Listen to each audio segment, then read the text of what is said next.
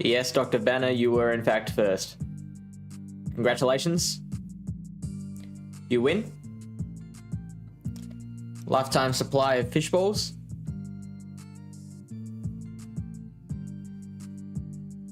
That's not meant to be a euphemism, it's actual food. You can eat them. No, never mind.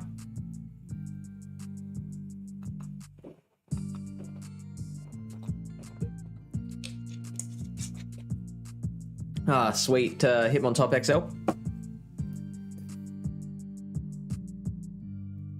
Brings me up to 27. Ultra League Hitmontop, let's go.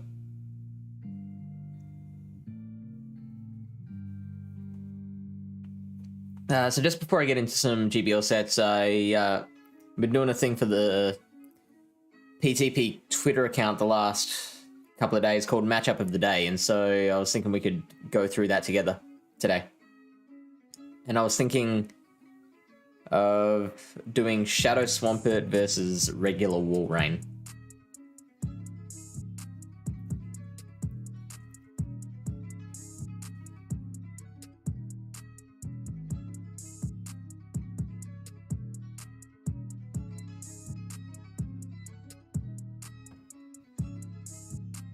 Gotta catch my daily first.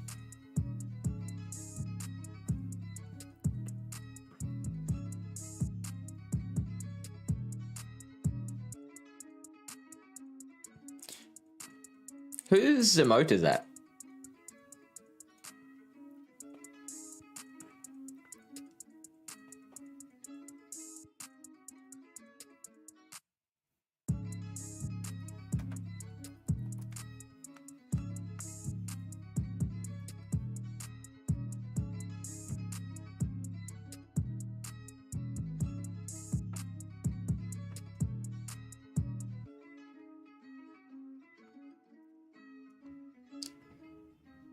Alright, so already off the bat, Shadow Swampert's winning all the...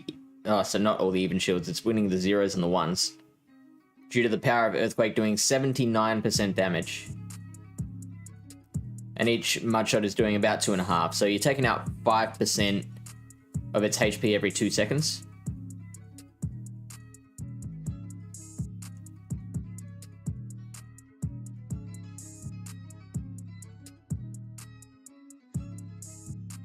The trick is you have to be able to summarize this matchup in the space of a Twitter post.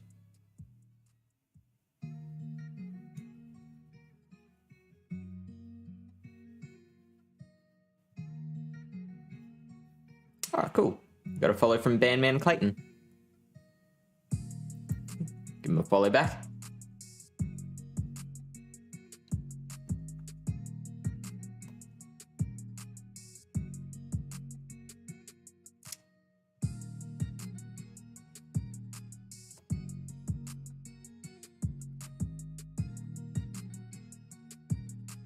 Actually, I've got to write this on my phone because I need a screenshot.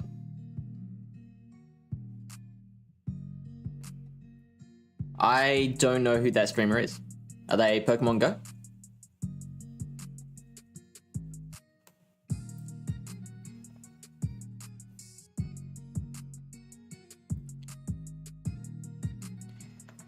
So it's an Earthquake plus, what would you say,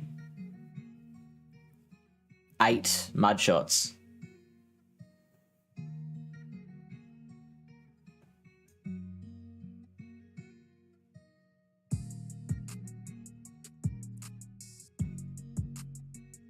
Is just enough.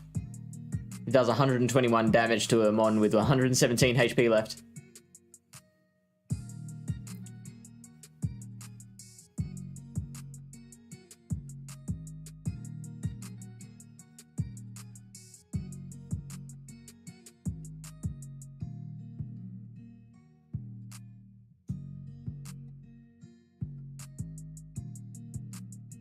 Now we've got to capitalize it.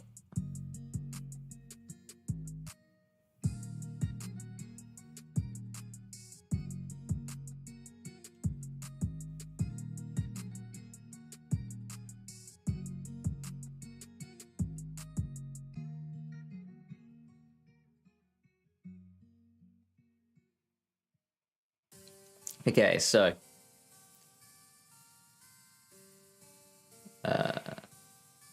Swamp EQ does 79%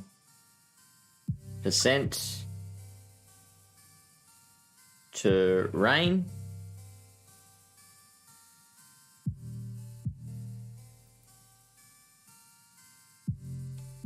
One EQ plus 8 mud shots. Can KO rain.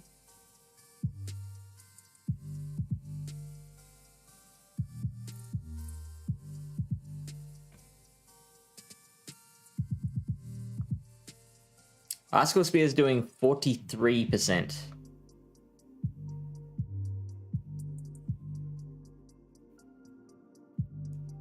Powder Snow does 3.7.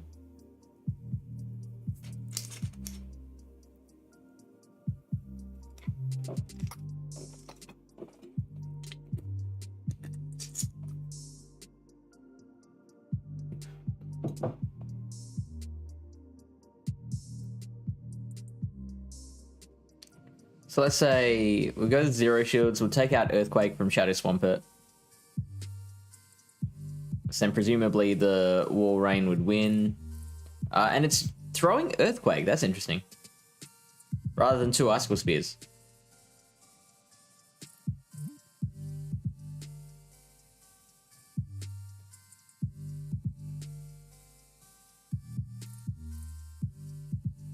Okay, so it gets to the second Icicle Spear.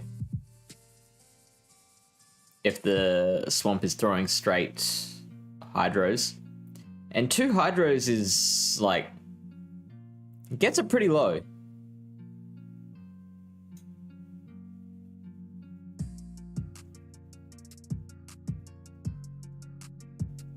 Might add that.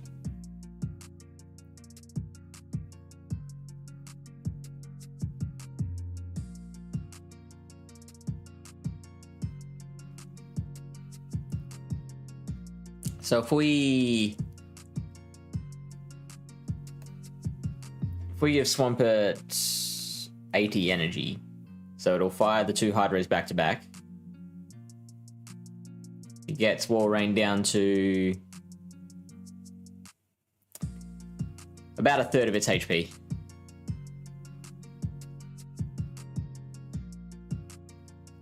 So if we go 3 Hydro Cannons, KOs Rain. We're very one-sided on Swampert though at the moment.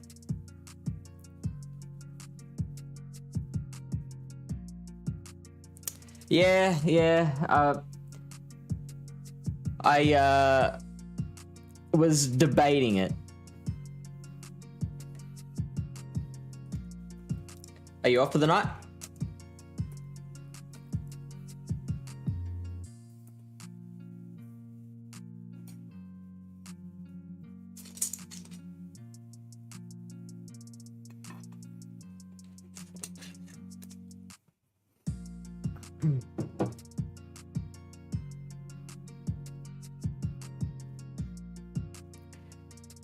So obviously, they get to their moves at the same time. Every Hydro Cannon and Icicle Spear is 5-4, 5-4.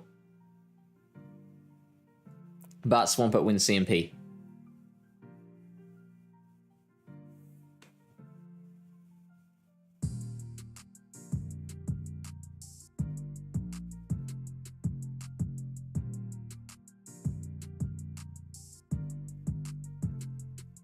That's right, isn't it?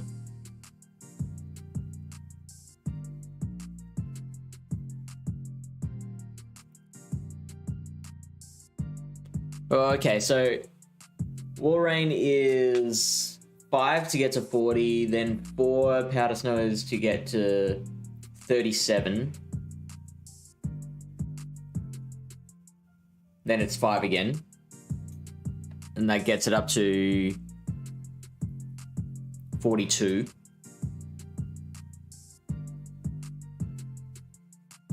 And then it's 4 to get to 39.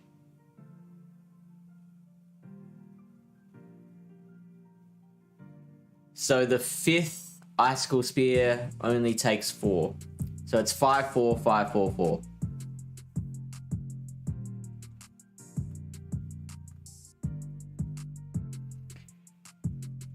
Yeah, I agree. But we are just assuming the regular one for now. Oh, maybe I should. What is going to be more widely used in regionals? That's what I'm concerned about.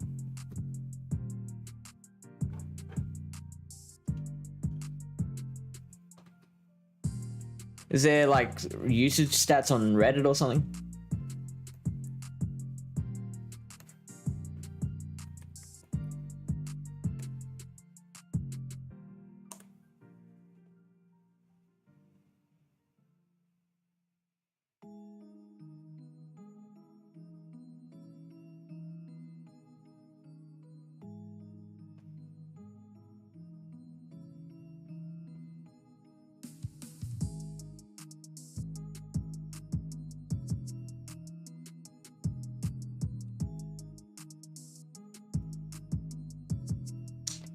So, looks like in the top 8 for Indianapolis,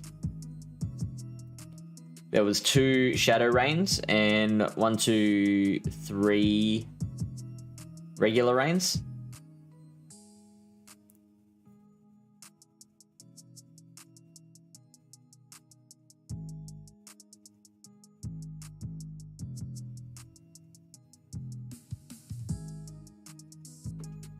Rollout on Miltank.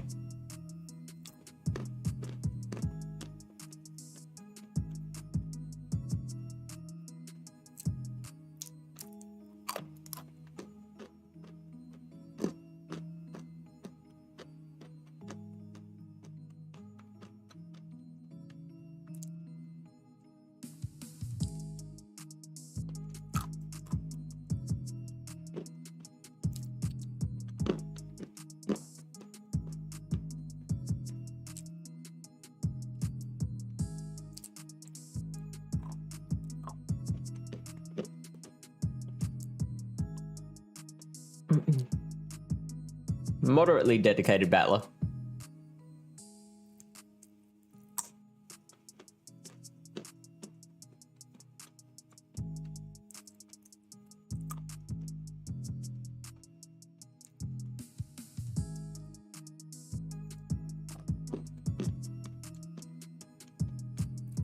All the wall reigns were Shadow in Joinville.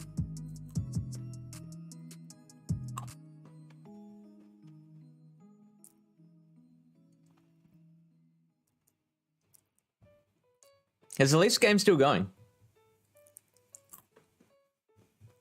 Clayton, the round is still going. We still need 3 more battles to complete for that one.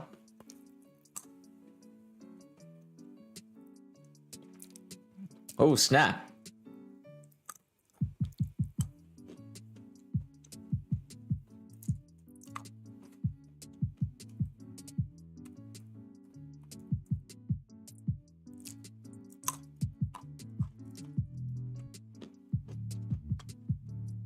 Canadians win draft lottery.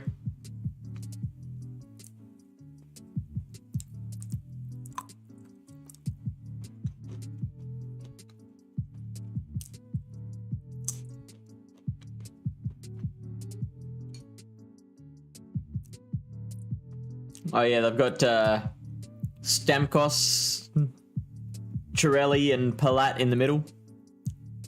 I don't know about that decision.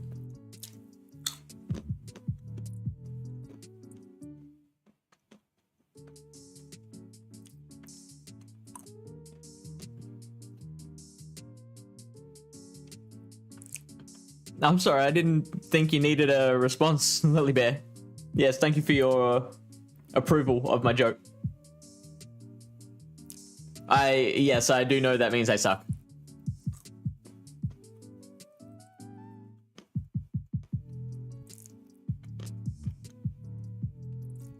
Oh, there we go. Battling Ryan on stream. Is this for the championship?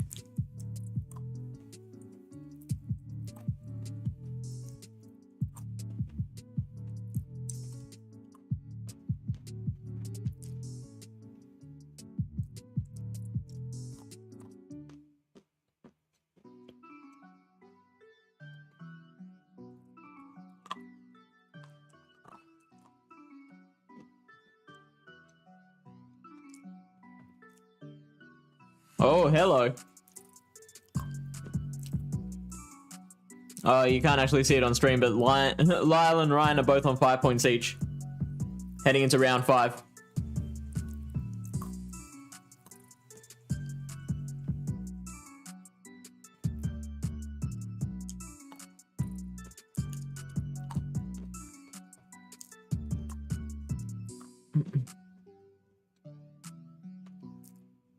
So Toronto just missed a shot wide of the net.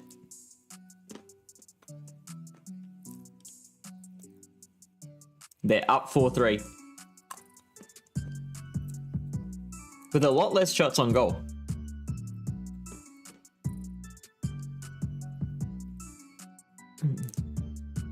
It's almost 25% less shots on goal.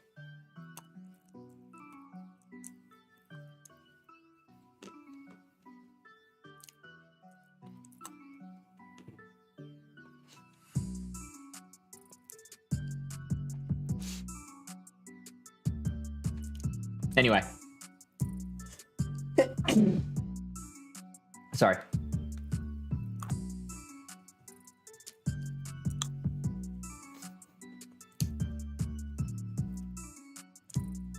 Right, so let's go Shadow Wall Rain then.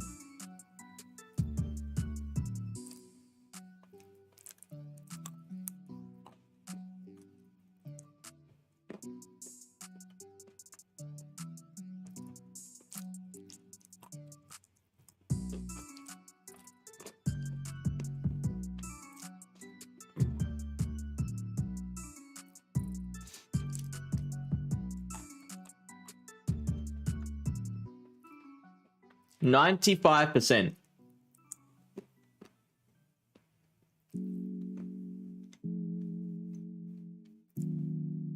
Oh, hang on.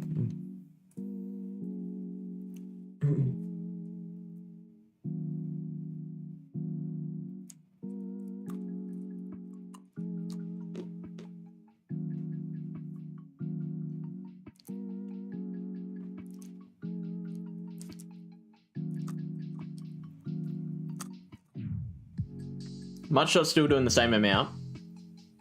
Powder Snow doing 4.5% damage apiece. That's a lot.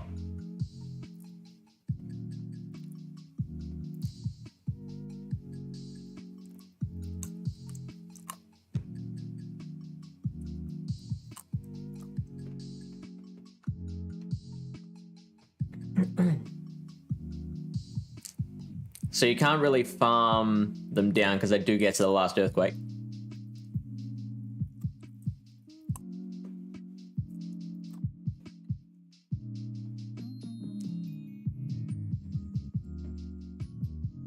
Hydro Cannon does 40%.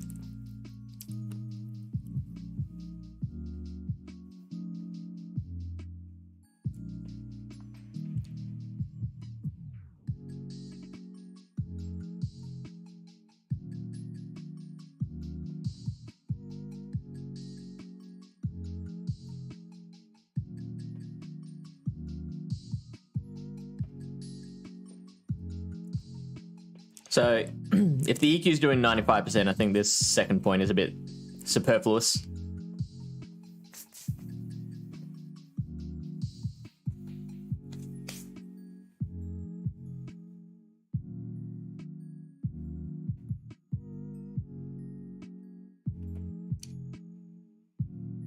We'll do the same thing where we take out the earthquakes.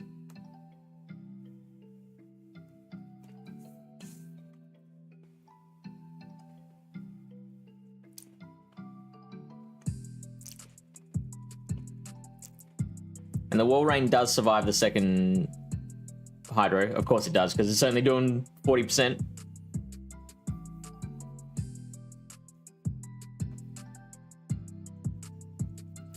Three times hydro cannon KOs rain. What else is relevant?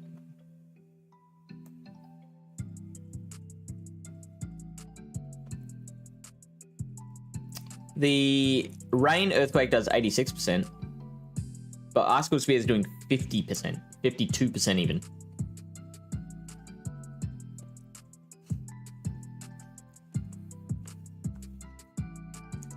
Leafs win? Is it over? It was the third period, I guess. Oh, baby. Leafs are back.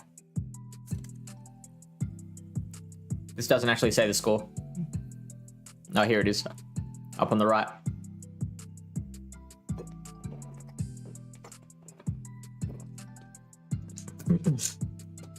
Is it best of 5?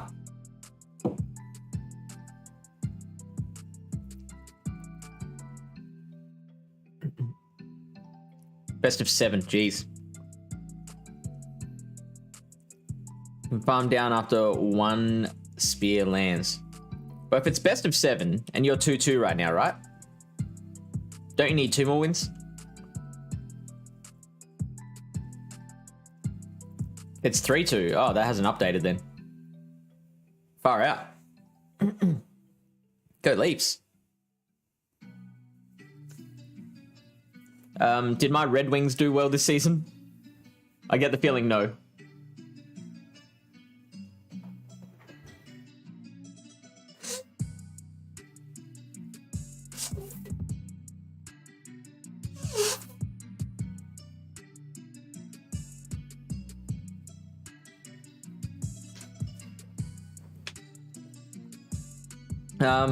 I did read that the Red Wings have the world record for most consecutive playoff appearances in professional sports. With, I think it was like 19 in a row.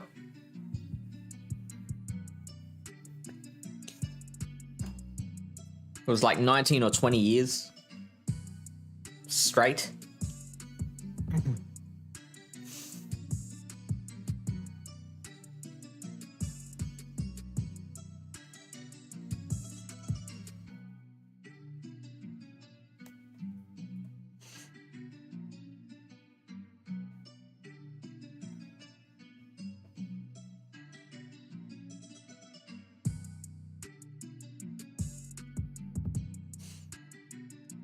So obviously, Swampert outpaces to the Earthquake.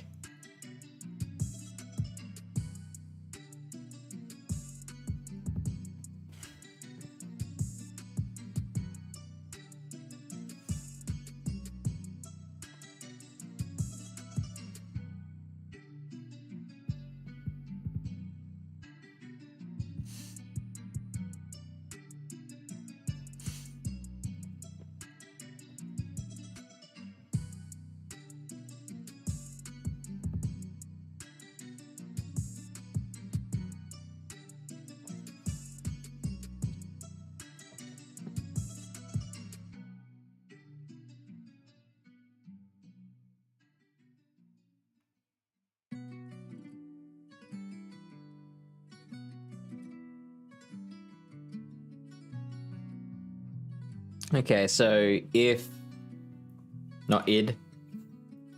rain shields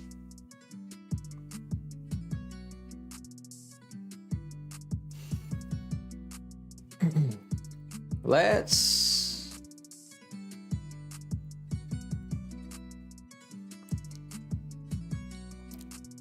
actually no, we'll stick with Icicle Spear and we'll just unshield that.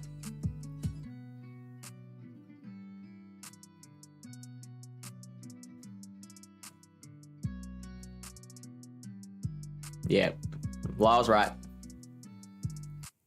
I might get that on a t-shirt.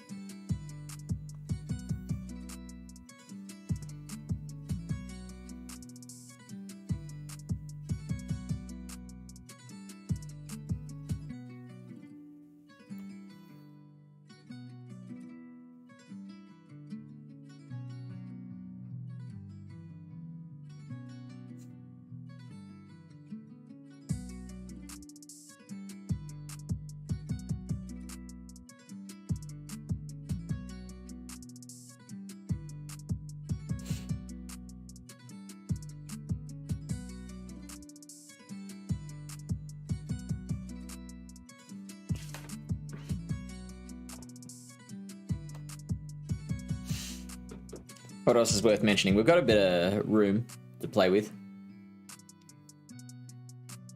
Earthquake doing 86. Yeah, so it is still better to do 2 icicle spears. But not by much.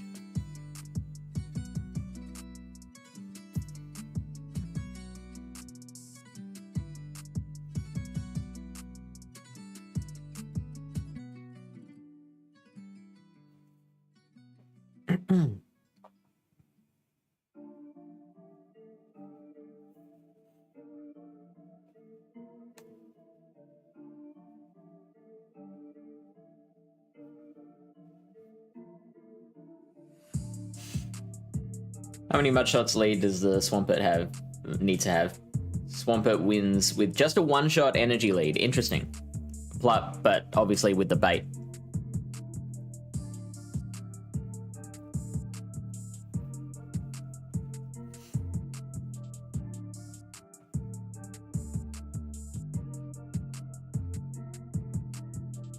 How many to win the 2 shield though?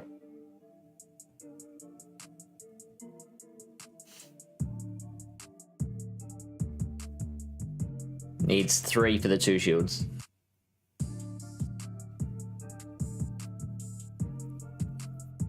Plus 2 baits.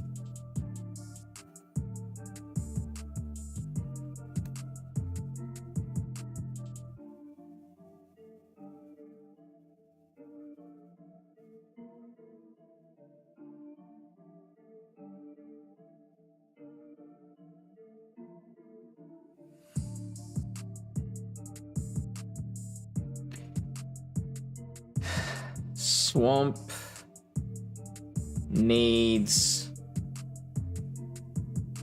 1 mudshot lead and successful bait to win 1 shield.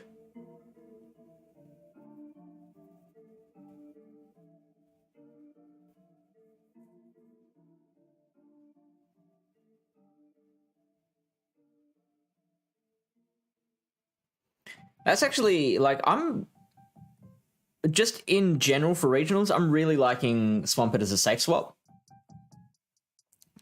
Because we just discovered that a bait can... 1 mudshot lead and a bait can allow it to beat Shadow Rain. And 2 Hydro Cannons help it to beat a Trevenant. And those are probably your 2 most common counters. Unless, like, Pelipper, maybe? I'm interested to see how it does against a Azumarill.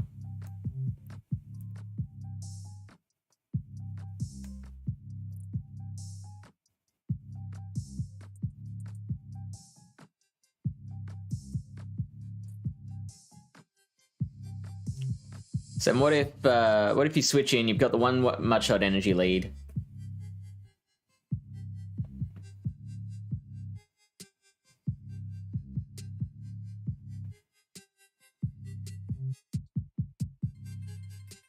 Do you let the first Icicle Spear go? Can you still do that if you don't shield the Icicle Spear? I doubt it. Why is that taking so long to fire?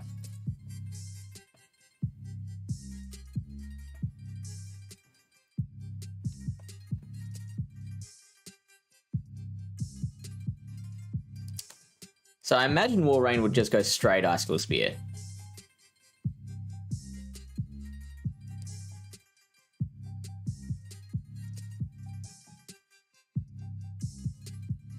Yeah, so it gets to the second... Oops, there we go. Gets to the second Icicle Spear before you can get to the Earthquake. So you've got to shield at least 1 spear.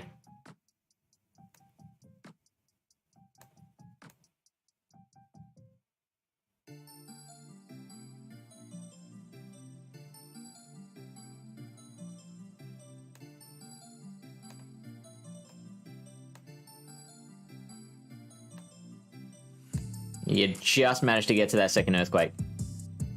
just with 4 HP left.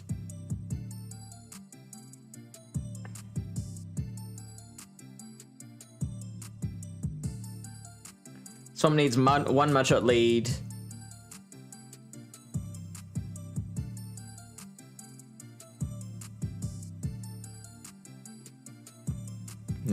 We'll put it here.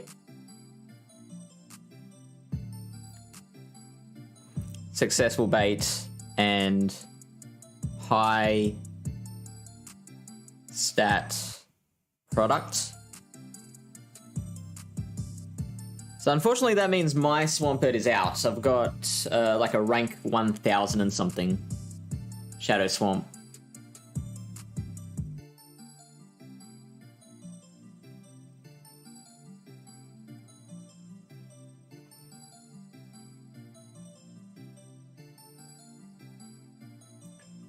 So what happens if I put mine in 5, 4, 3?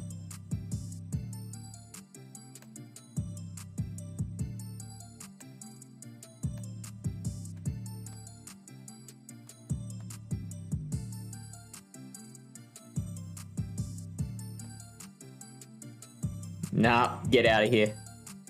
No win for you, Swampert.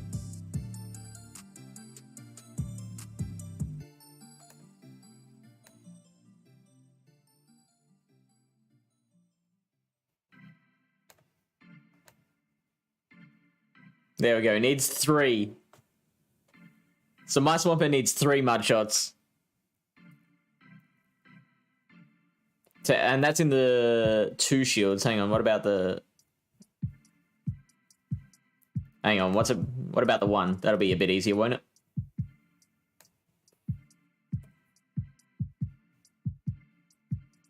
So loses that. Loses that. Yeah, still needs 3 for the 1 shields.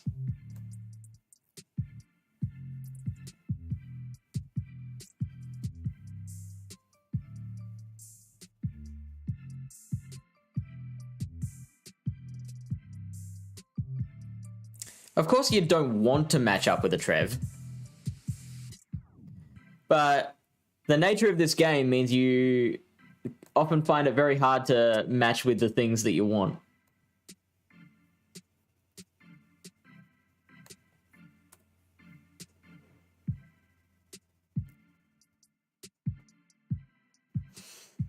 What else can we look at?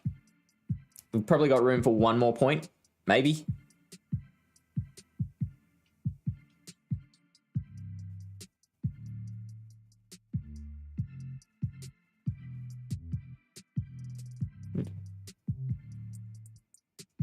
I think we can afford those 2 extra characters. Or maybe let's just go high rank.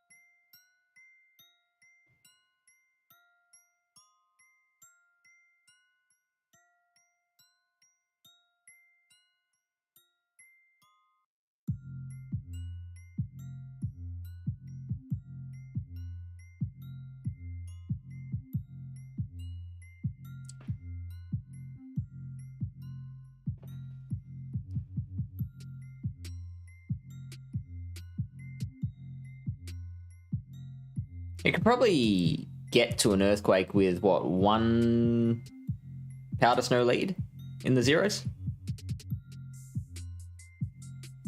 Maybe 2. Yeah, there you go. So it does get to the Earthquake with 1 Powder Snow of lead, but obviously loses CMP.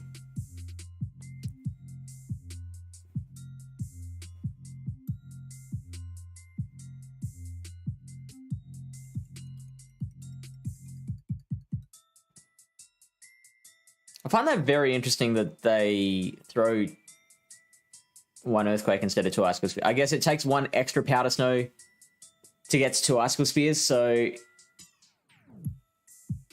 it's if they tried to go for the second Icicle Spear, then I think the Swampert would catch up on CMP.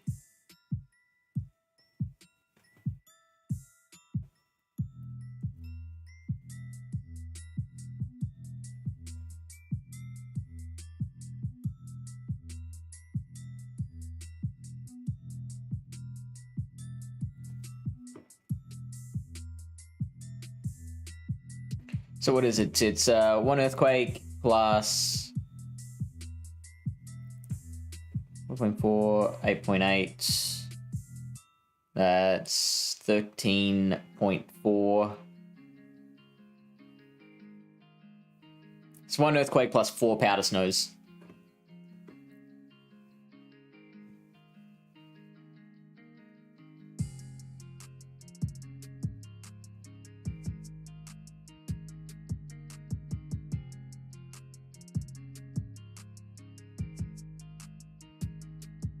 In 0 shields. I don't know, is that too specific a situation?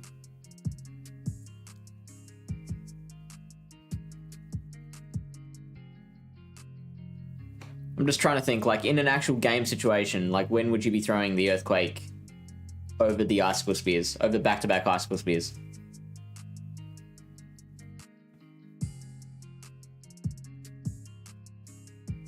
About Rain EQ costs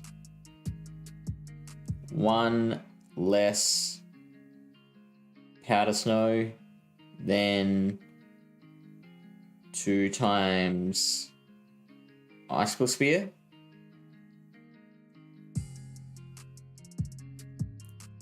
Wait, it doesn't? No.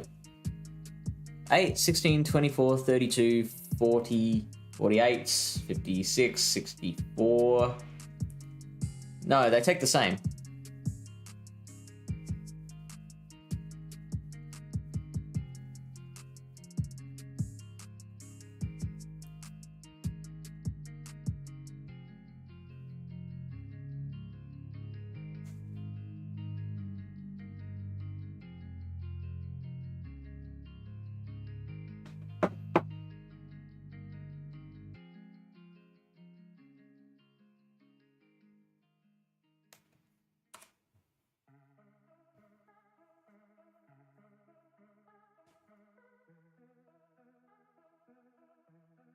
We could just say Swamp outpaces Earthquake to 2 Icicle Spears, maybe?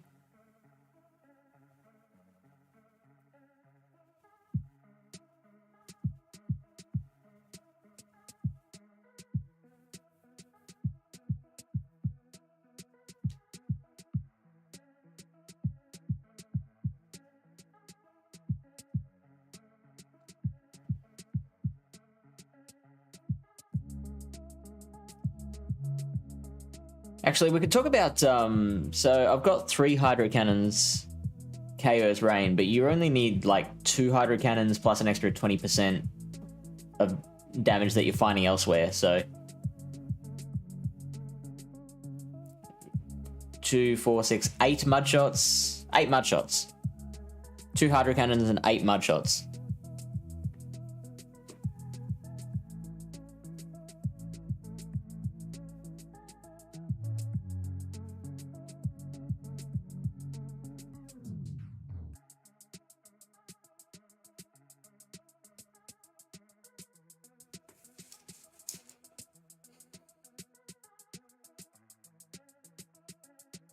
How many characters do we have left?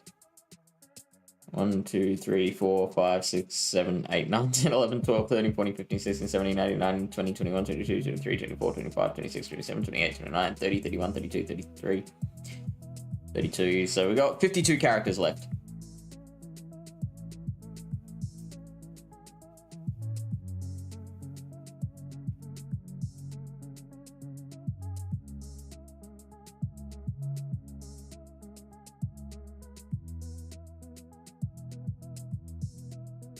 Yeah, the count only appears when you've got 20 characters or less left.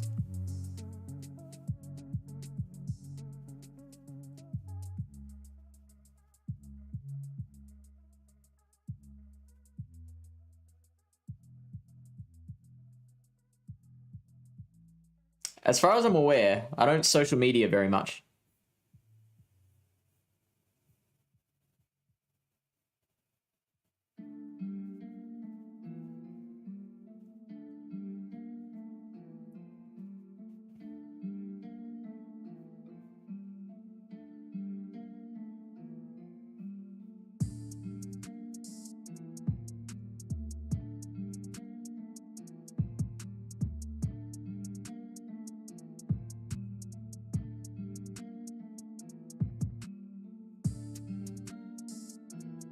We've looked at energy leads.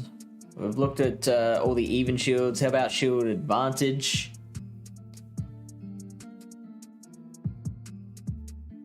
It's like, what if Swampert wants to go down a shield? Like the 1-0.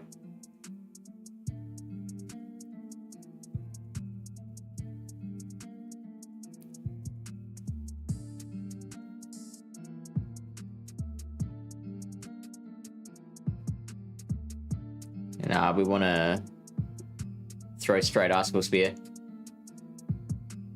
as the Wall Rain.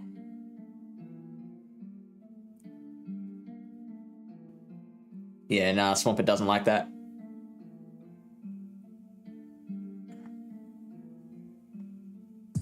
But the Wall Rain does. The Wall Rain can go down a shield and make that up elsewhere.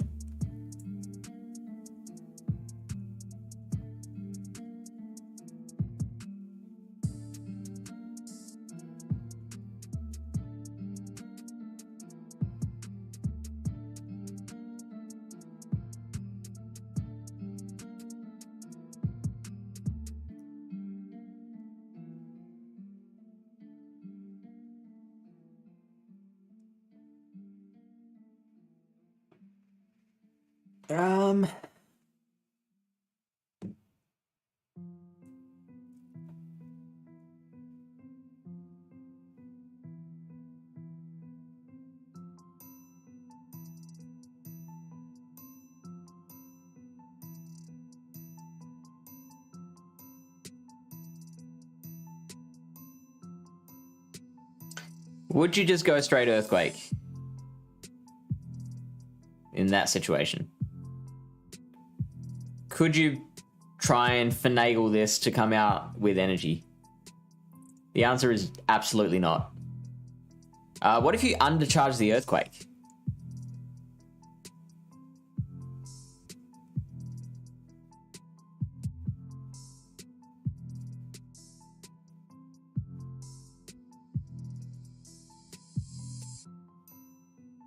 So the Earthquake is doing 145 damage to a Mon that's got 121 HP left.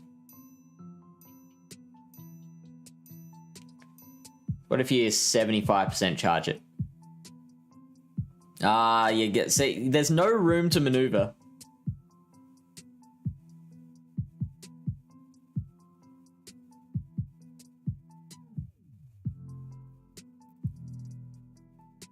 Okay, you do just barely survive, but you don't have enough HP to Hydro Cannon anything after that.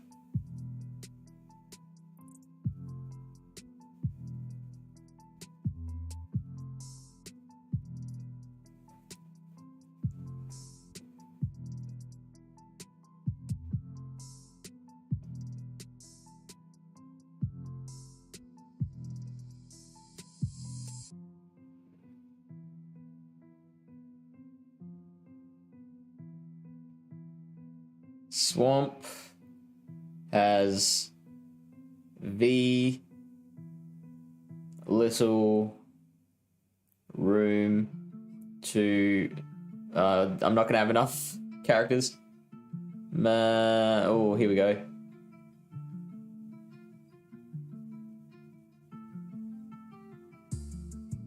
There's like 3 bows in a row, isn't there?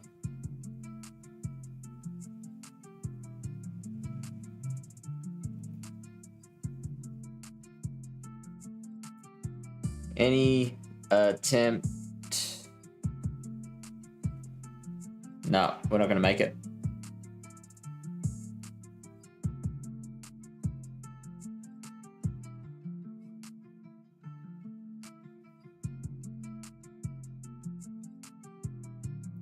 any attempt to farm with swamp leaves it open. Nah.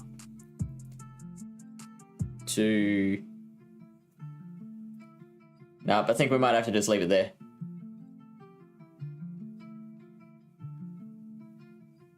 Alright, so now I need to bring up PV Poke on the phone to get the screenshot.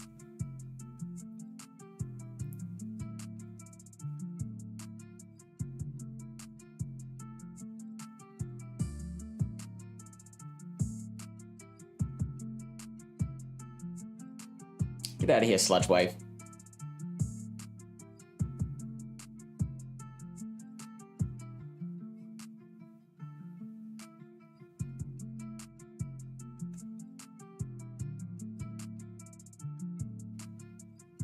And we'll get the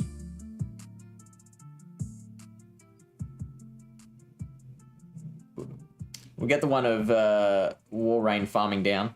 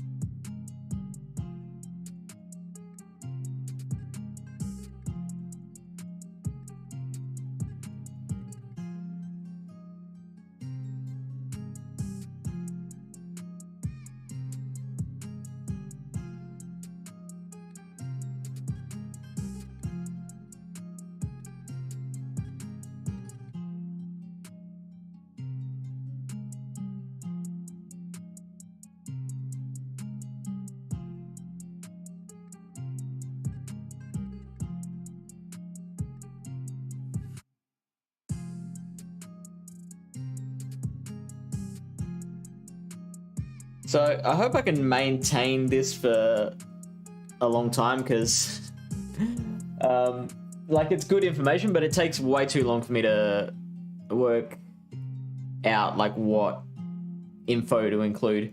G'day, Logan. Welcome back.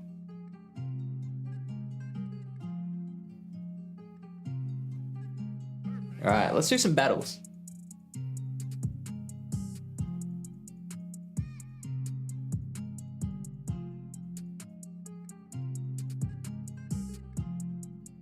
I don't know what this team is. Yeah, we can do Open Great League.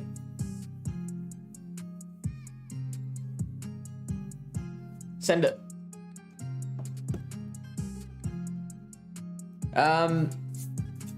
We could take turns. So, if you want me to run some top 8 teams first, and then I can do this, and then you can do the same for me.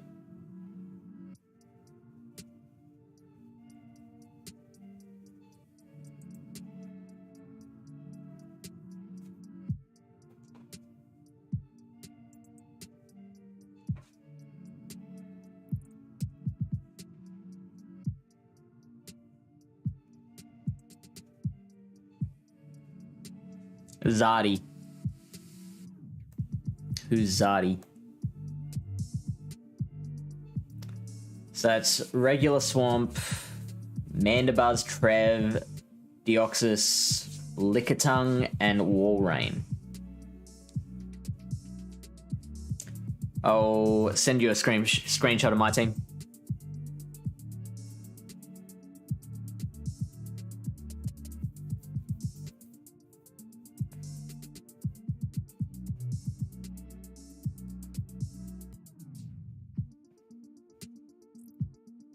Actually, I should have a screenshot already.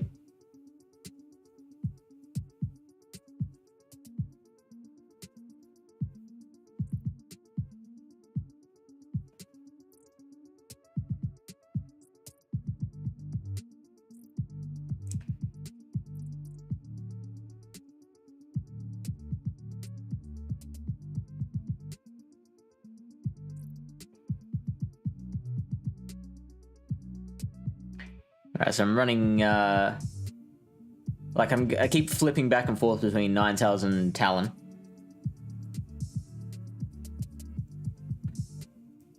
So at the moment I'm thinking Talon.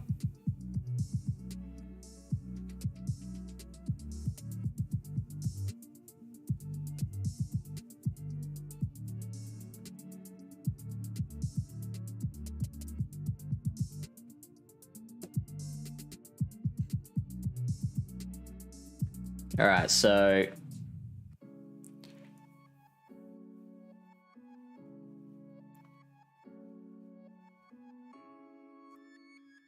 there's not too many double ghost. I was talking to Not Rob. I was a little worried about double ghost, but I only see one double ghost here. A lot of Sableye walls.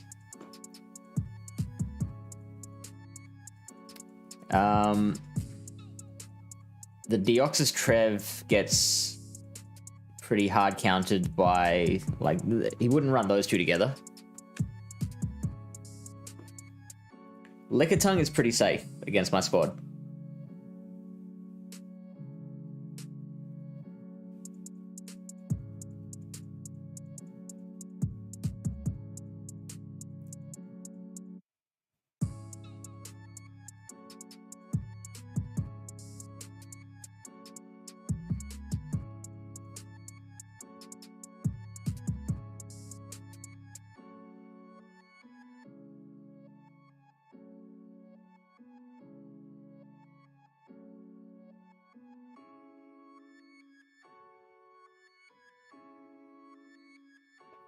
Yes, maybe.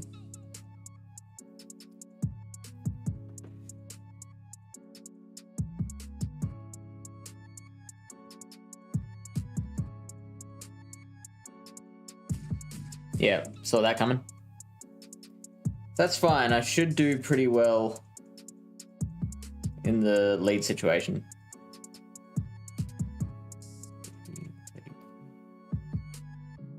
Oh, snap. Okay.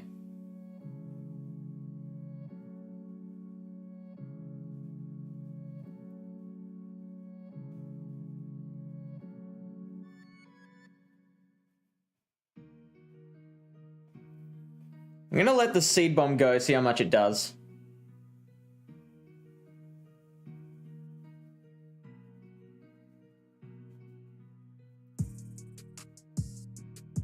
Okay, so note to self, do not throw the seed bomb. No, so do not let them seed bomb.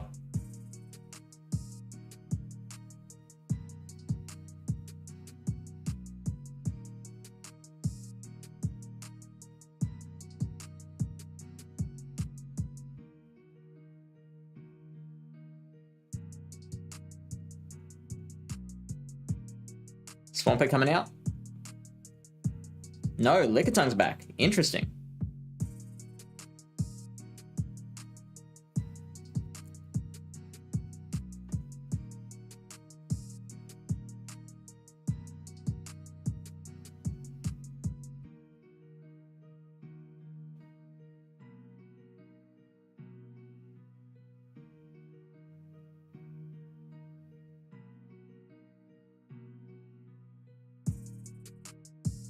Perfect.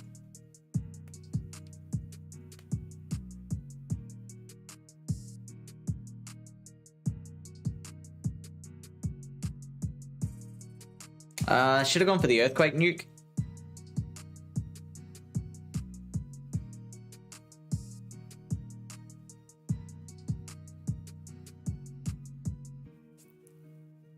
I think that's 5.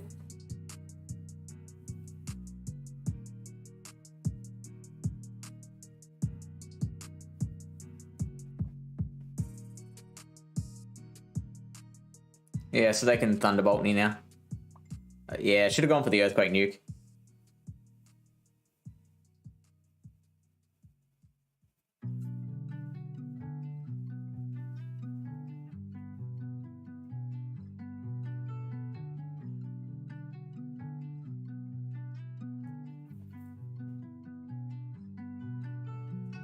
I mean, even if I survive this, That extra Incinerate isn't going to KO.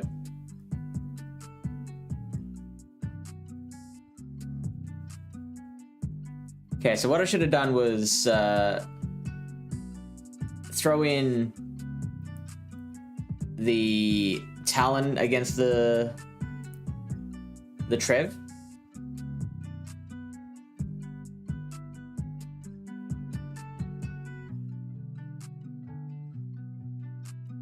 And then gone down a shield myself.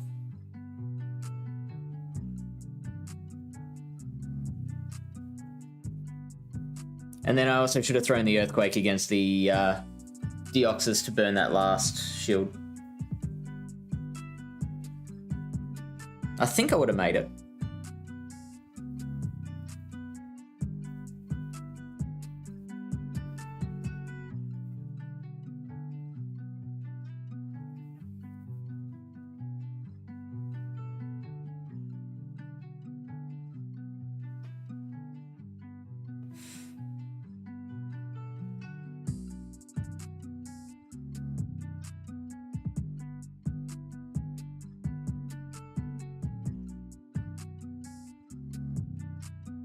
Six, 12, 18, 24, 30, 36, 42. Should just be Body Slam.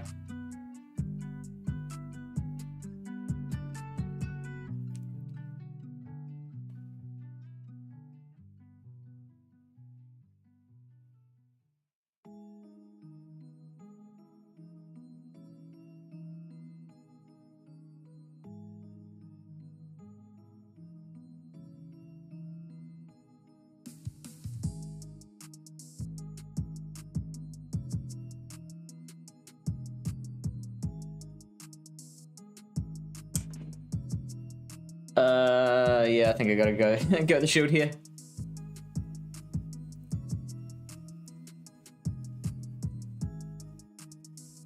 Ooh.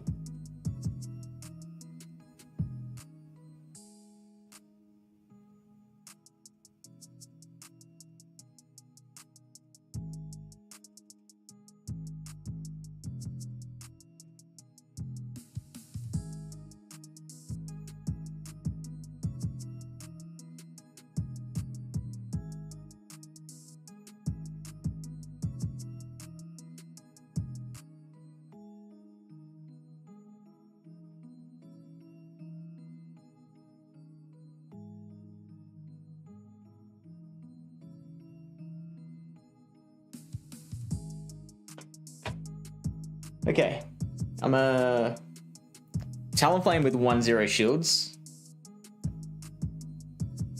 It's pretty boss, but I am probably going to have to spend that shield on the Swampert. I'm not going to KO it in time.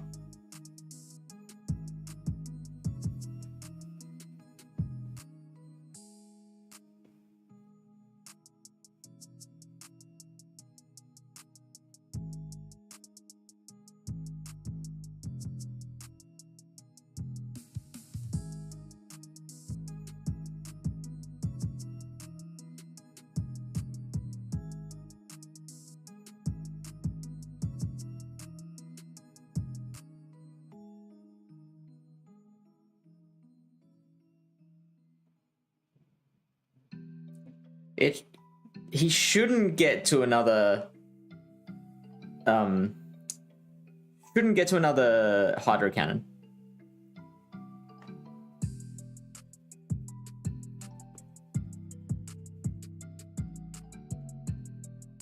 He does. Okay. I should farm him down anyway.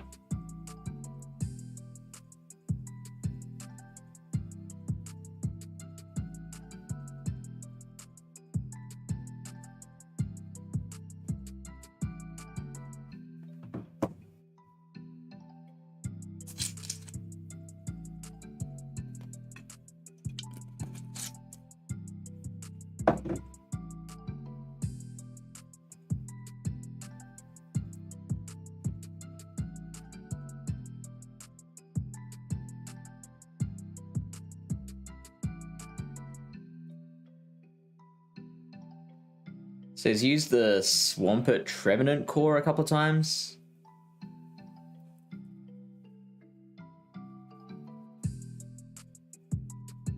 So I guess Wall Rain breaks that.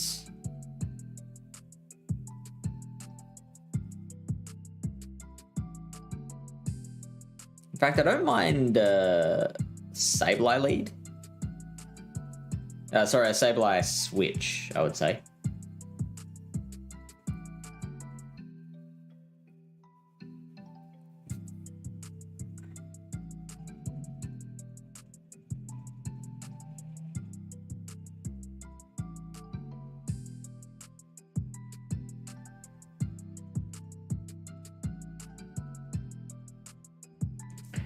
See, Walrein feels like a safer lead, but then if Lyle leads like the DD, then I'm in a bit of trouble with my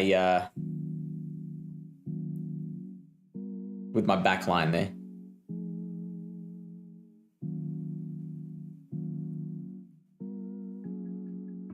Then again, I think I can come back from a hard-walled Swampert than I could what's the other thing? The hard-walled Sableye. In fact, Sableye doesn't really have, well, the Mandy's a hard wall, but oh, now this is interesting.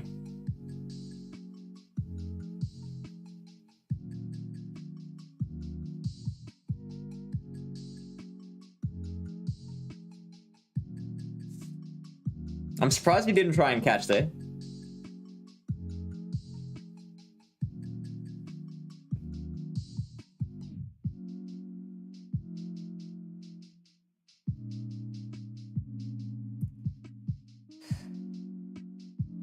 So this has got to be EQ. Oh, wow, what?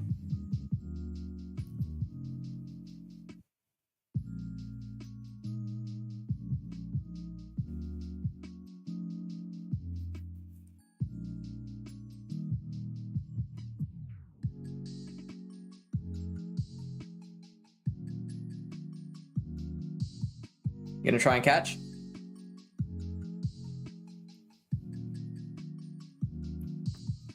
Now I should probably switch out because I need to protect to this Wall Rain.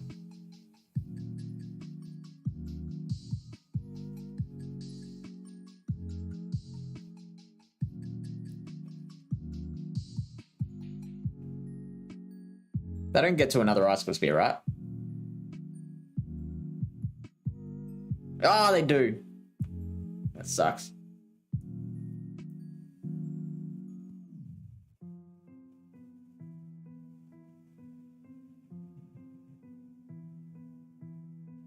Nice try.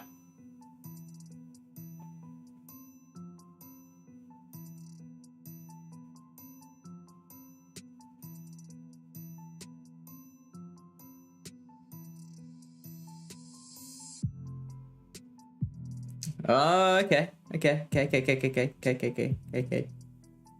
Yeah, this is good for me. I win here.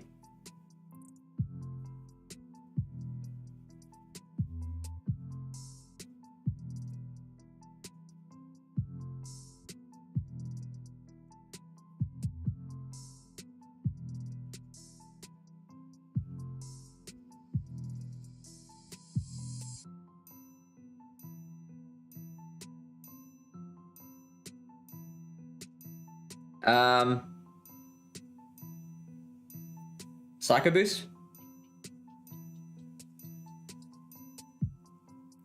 Good catch. Love your work.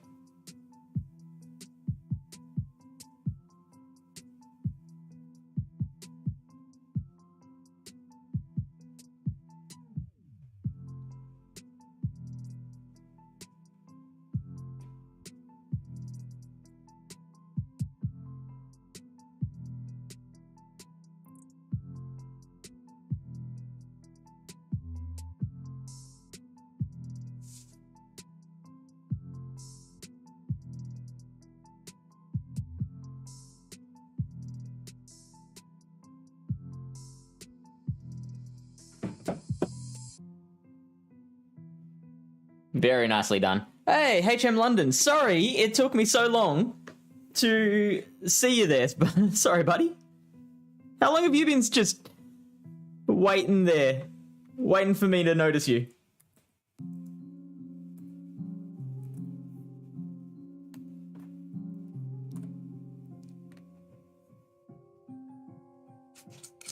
That was an excellent catch, Lyle. That nearly cost me the game.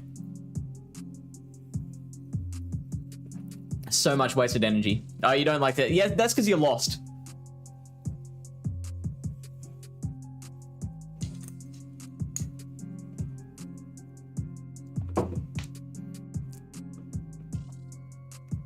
All right. So, is there a particular team you want me to run now? Oh, I don't know why I exited out. Actually, Lyle, do you want to jump on voice chat so we can talk through these together?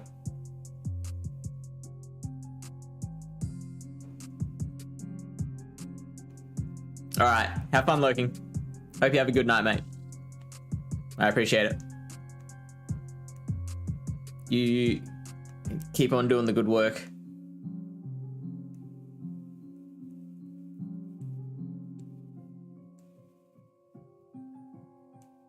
Okay, I better jump into and get out my headphones. Handy dandy headphones.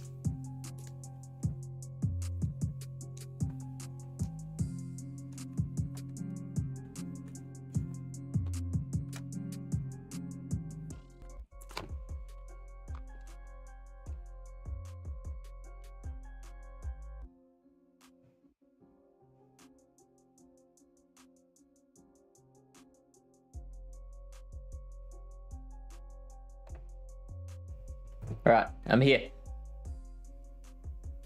I usually wouldn't bait in a situation like that, but I just assumed that you would shield.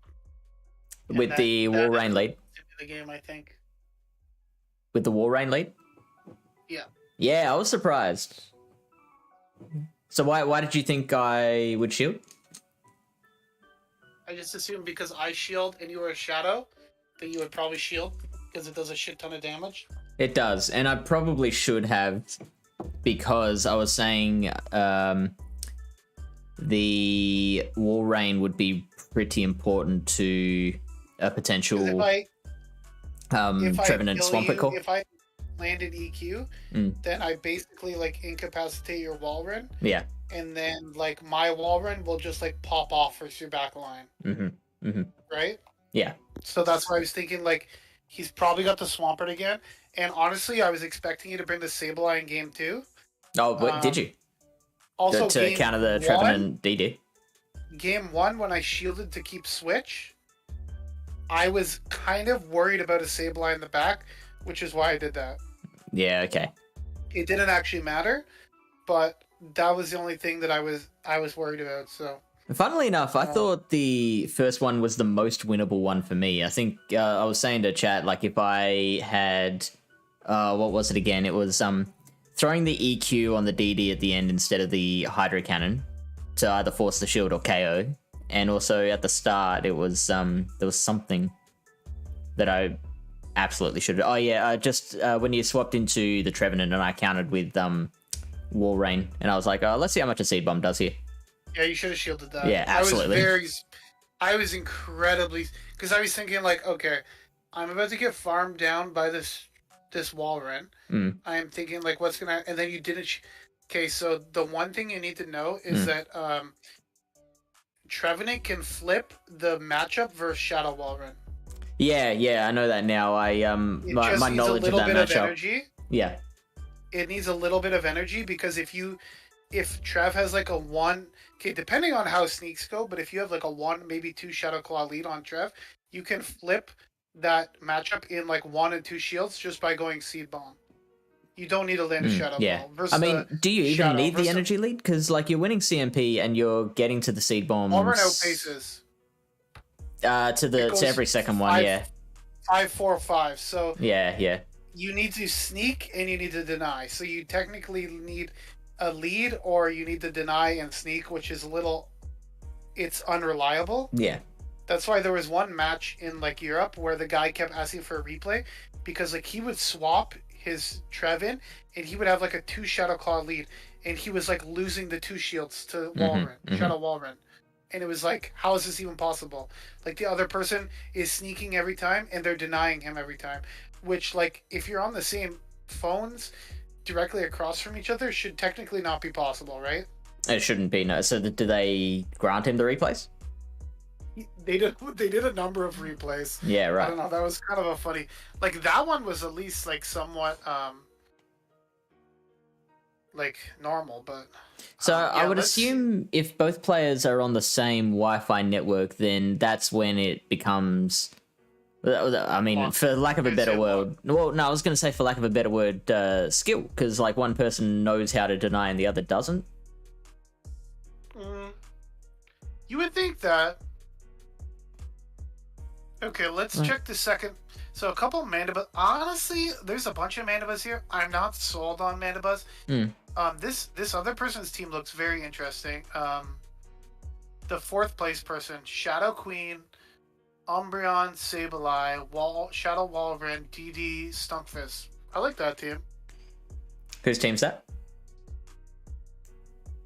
Gizeo 9? I don't know. Oh, Guiza. Guiza 9. You can see that. You want me to run that? I don't know. Do you have the Pokemon for some of these teams? Yeah. All I'm missing from these 8 teams is probably just the Lickitung. That's it. And I don't have an Exo Medicham. I've got a level 40 Hundo.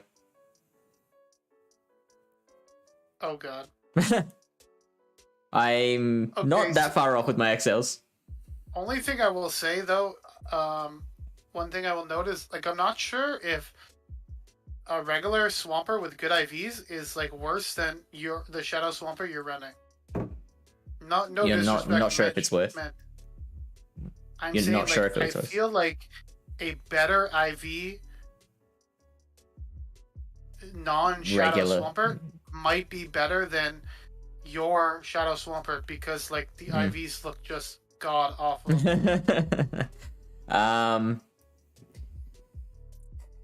And I don't have a better Mudkip, I don't believe.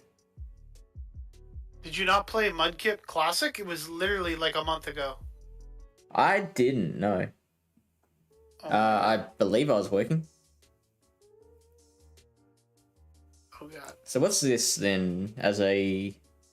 That says 42 there. What's your current Swampert then? That says 325 Ultra. Yeah, current one is 10 something, 1,000 or something. Your current regular Swampert? Oh, regular Swampert? No, it's like rank 3. That's what I'm saying, like, maybe the regular Swampert, like a high-ranked regular Swampert, will perform better than a really shitty ranked Shadow. I don't know, I'm just wondering. Yeah, like, I mean, we can test it out. Catch the Kangaskhan. Well, what should we test it against to work it out? I don't know, maybe, maybe like Registeel? Oh no, that's too hard of a win. What's like a neutralish matchup? Maybe like Umbreon or something? The Walrein, like it's a loss, but it's a flippable loss. Okay, and Umbreon as well. You gotta catch that. You gotta catch that Kangaskhan though. People were paying money to raid that fucking shit. It's like literally sitting right next to you.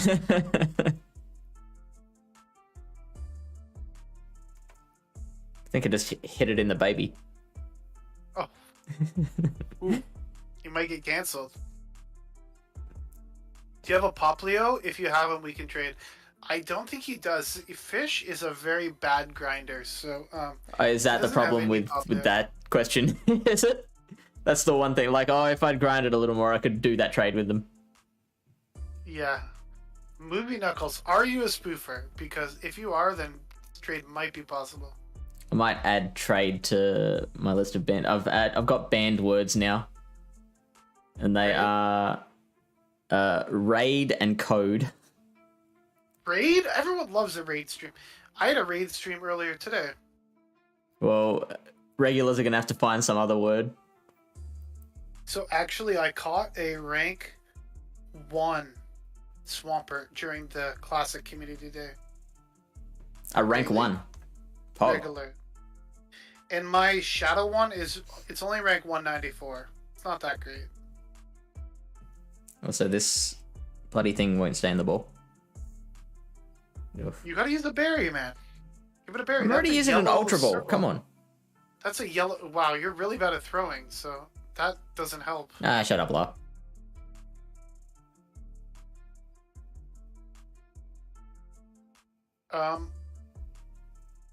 I'm curious to see how the meta shifts with Araquanid. Araquanid, but the one thing I will say, if like I sent you a screenshot of the current team that I'm running, I have 3 Pokemon that can handle it decently. Well, maybe 4. So like, So what Nidoqueen handles Araquanid pretty well. Does it? Yeah, because they're running Bug Bite and they have Bubble Beam, which is kind of weak. Okay. You don't need Earth Power. It's resisted, right? You just go straight Poison Fang. Yeah, right. Especially Shadow, you win that matchup pretty easily. Funnily enough, the G-Fist matchup is incredibly close. Interesting. Even Which though... is weird because they're running Bug Bite. And they're a bug Pokemon. Type, and you're a bug Pokemon and you have Rock Slide. Yeah. But I'm guessing, like I haven't like gone deep dive into the Sims, but I'm guessing like if you have like a couple Mudshot lead, that it really helps you in that matchup because you get to those rock slides a little quicker before they debuff you with the bubble beams. Is it a tanky Pokemon? Yes. Okay. Stat product is 2292. Oh, snap. That's a big deal. It's bulkier than G-Fisk. Because I was wondering, like, with the most interesting thing about it is that the typing walls Walrein.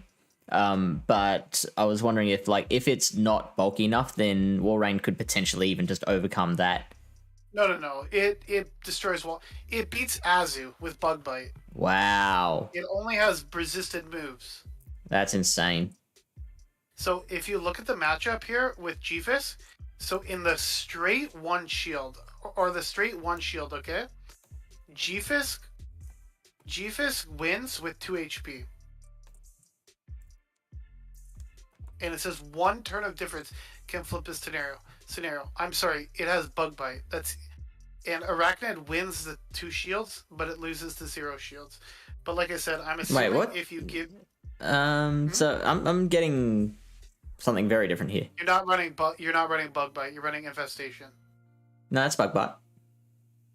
Oh wait, Mirror Coat?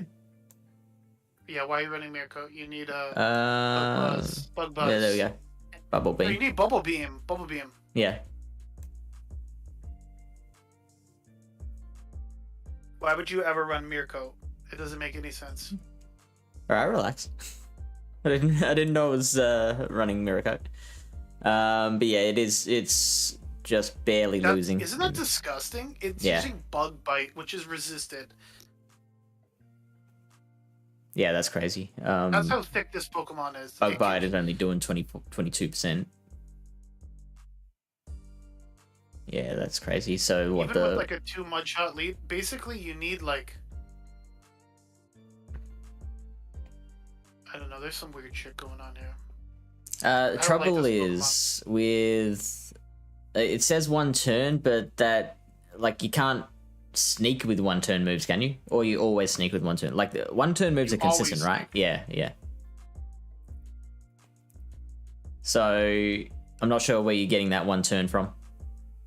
Just lag, I guess. Lag. Yeah, but that's nuts.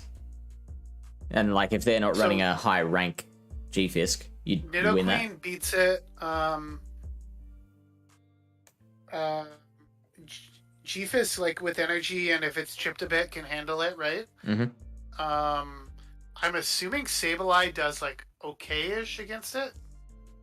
Like, probably loses, but just like the, like, fair... let's see here.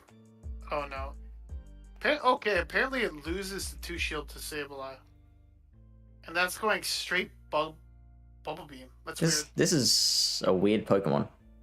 It is a very weird Pokemon. It's, like, going to be really hard to figure out. It's in the game now, isn't it? No, tomorrow. Not quite. Tomorrow You're for in me. Australia, so Yeah. you would have it. You would have it before me. It is not quite in here, but again, apparently Lickitung loses to Lickitung, but the Sims are a little funky, so I'm not quite sure how it's gonna play out in real time because in the Sims it's just going straight bug buzz. Whereas if you get rid of bug buzz, it actually beats Lickitung in the 2 shields and the 1 shields. Yeah, right. Just going straight bubble beam, which is kind of a scary matchup. Yeah, totally. It's I get the sense that this is its closest equivalent would actually be Dugong. Yeah, it's like a bug type Dugong because Yeah. you just like you keep like debuffing your opponents until You just overcome them. You outlast them. So originally, this Pokemon was supposed to, like, the moveset it was supposed to have, which was going to be disgusting and break the meta, was going to be Bubble, Lunge, and Crunch. Oh, oh snap! It was going to be like absolutely broken. Yeah. But they scaled it back a little bit because of how like stupid it was going to be, basically. Because yeah, like with the Walrein walling power, that's already a big point in his favor. And then just if you give it the ability to beat everything else in the meta, it just becomes the new meta. Look at if you sim it against Play Rough, Ice Beam, Azu, okay, and you just give it Bubble Beam, it wins the 1s and the 2 shields. It takes 127 seconds to win the 1 shields. So that's a timeout waiting to happen. It's ridiculous. Because it's resisting bubble, right? Because it is a water type. Yeah. I don't know. It's gonna be interesting to see how it shakes out.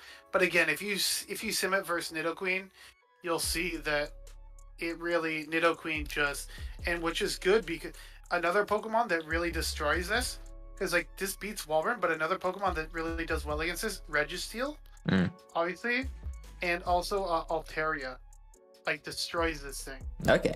So maybe some Rise and some previously, popular Pokemon. Maybe, because if Walrein is slightly less safe, that's also one thing less that Altaria has to worry about. I mean, it's not. Yeah, go on. Altaria versus Steels is not that big a deal, in my opinion. Just because, like, Dragon Breath does so much friggin' damage. But, like, Altaria versus Walrein, that's not good. Well, I mean, what are the big 3 steals? Like, or is there more than just the big 3? Steels, G-Fisk, and Basti. And Basti. But Basti is not super common in the Show 6 format. Yeah. Because it's very inflexible and it will just cause you basically to lose matches. Oh, are you looking at this for pick 6? What? Araquanid. Yeah, I'm worried about for regionals. Yeah, okay. I thought you were just. I thought you were just interested. How is it going to? Because like, if you look at like Zardy's team from regionals, like, it beats Walrein, it beats DD. I'm not sure about Trev. That's probably a neutral matchup. It probably beats Swampert, I'm gonna guess. Mandibuzz is like kind of neutral, so like, it has a lot of play versus these teams. It would wall Swampert as well. That water ground moveset. Yep. So basically, you're forced to bring like Trev, Mandibuzz, Lickitung, right? And then maybe they have like you pair that with like a Wigglytuff or something. The guy's fucked. What is he gonna do? That's very interesting. You know? And I imagine it would beat Medicham as well. Probably. It's a bug type. It's resisting counter. You're dealing neutral damage while debuffing / bug landing bug buzz, which is going to do big neutral damage. Yeah. And best they're going to do is psychic, which is neutral, right? And you can get off just 1 or 2. No, you can only get off 1 bubble beam in that time, but it's still like a nerfed psychic as well. Who is super like tanky Pokemon.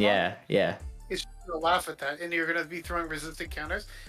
Like I'm trying to think of any counter users that are gonna actually be able to beat this thing. I don't really think there is. Maybe Lucario. Or that's a stretch as well. I mean, so that's double resisting all the bug moves. So it could probably survive a bug buzz. Arachnid does technically lose to Lucario. There you go. Lucario's the new meta. New meta. Let's go. That's Top about 8 it. teams all running Lucario. Hey, Michael. Welcome in, buddy. We are talking about the insane drop in the meta that will be Araquanid. And you know what? It might be the edge that I need. Like, I can't win with my skill. Maybe I'll win with just having a Pokemon that no one else has brought. You just beat me. What are you talking about? Like, I feel horrible. I mean, you weren't running your own team. Yeah, you were. That's like winning a race wearing someone else's shoes. Yeah. I would have felt more comfortable with his team if he was running Snarl, but I knew he was running Air Slash. Oh, okay. Maybe he's running Snarl. I would have been like a little bit more tempted to bring the Mandy. But I was worried about the Registeel.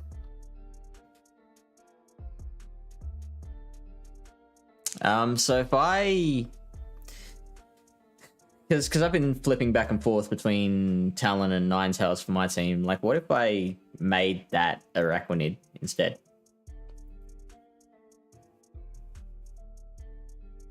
I think Talon is better than Ninetales. Yeah, we're talking about just getting rid of both of them and running Araquanid in that spot. Because, like, you're beating fighters. You're beating... Why don't you just run it over Cresselia? Over Cresselia, that's probably a good move as well. It's probably better than Cresselia. You don't get walled by steel types as much. You still lose the steel, but at least you have like Bubble Beam. You can debuff them and stuff. Like it's not like Cresselia's do anything against a Registeel anyways. Yeah. And at least Arachnid has some play against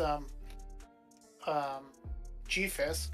And you beat all the grass types, which is kind of what Cresselia is there for. Yeah. To beat grass and dark, right? Yeah. Well, not grass. It's there to. Its beat main water, thing is the grass knot. Yeah. There we go. Like beat Walrein, beat Swampert, and put in work against like Umbreon and stuff like that. Even being a psychic type with that Moonblast. Yeah, right? good move. And like as much as it does have play against the darks with the Moonblast, it's still like not great. Still not very fun. And I'm gonna guess that Talonflame does okay against Arachnid because being flying type, you are gonna be a flying fire will double resist any bug moves. And the Bubble Beam won't do a ton, I guess. Well, you're dealing neutral damage. They can Bubble Beam you. You can just Flame Charge. Right, but they probably outpace, don't they? Oh, look, it's kind of slow. Yeah, so what is it? I still think that's positive for Talonflame, in my opinion. Yeah, well, it looks like it. Oh, look at that. Oh, you can you see on the stream? Yeah. Talon's really just winning every shield scenario. Yeah. So there you go. So you have coverage against that Pokemon with Registeel and Talon. Yeah. As well as the mirror. Well, that'll be fun. That mirror is going to be great. The Araquanid mirror? Yeah, I wonder how long that takes to play. You're just going to be bug biting. Although I don't think bug resists bug, right? So no. Which is kind of strange, but... Why is it defaulting to Mirror Coat? Probably because PvPoke hasn't like updated everything yet, because it's still a new Pokemon. Simultaneous knockout in 63 seconds, I guess. Okay, you just go straight. Straight. How about you get rid of Bug Buzz and you guys just straight Bubble Beam each other? Not a very practical sim, but a fun one. Well, maybe you keep baiting every time, and no one wants to throw the big move because they're scared to be down energy. 162 seconds. Fuck that. That is a long battle. And Arachnid wins. Did you see that? I did, but Arachnid also loses. That is true. Yeah. But then also, like, you wouldn't be throwing more than 4 bubble beams anyway. So that might be something interesting to keep in mind, is that you might actually want a higher attack Arachnid for the mirror. Because the mirror might be pretty important. Yeah. Like, you want as best stat product one as possible, while also keeping in mind like attack breakpoints. Like that, or attack stats, or whatever. Is there a point where having the extra bulk might allow you to live an extra bug buzz or something? So what are we at here? So it's doing 44 damage to a mon with 52 HP left, and it is living that already. So I mean, the extra bulk might come in handy, to be honest. Like, live an extra bug bite or something. I'm not Where's saying bulk like points? you go for like a super high attack, but I'm saying like if it's the difference between like a rank, like a rank 1 Arachnid or a rank like 20 with like 3 attack, maybe you might want to go for the rank 20. Yeah. You know what I'm saying? You're And it not looks like really there are no dropping bulk points to worry about anyway.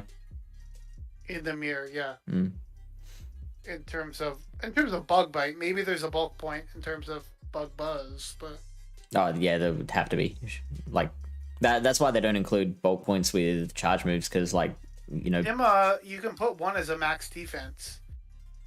1 as yep. So let's do the first one as max defense. Just out of curiosity.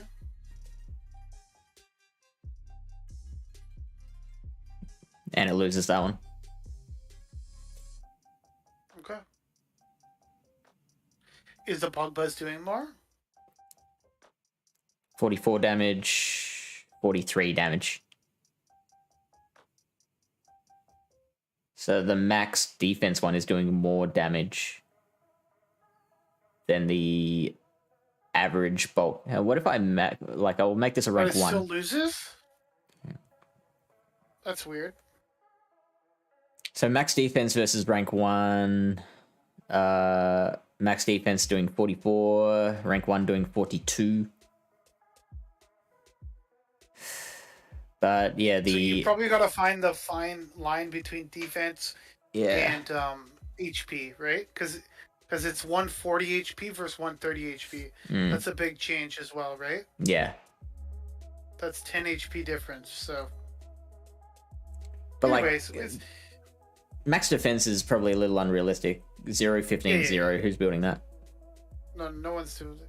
Put it at 0, 15. I don't know. 12. Just something to think about.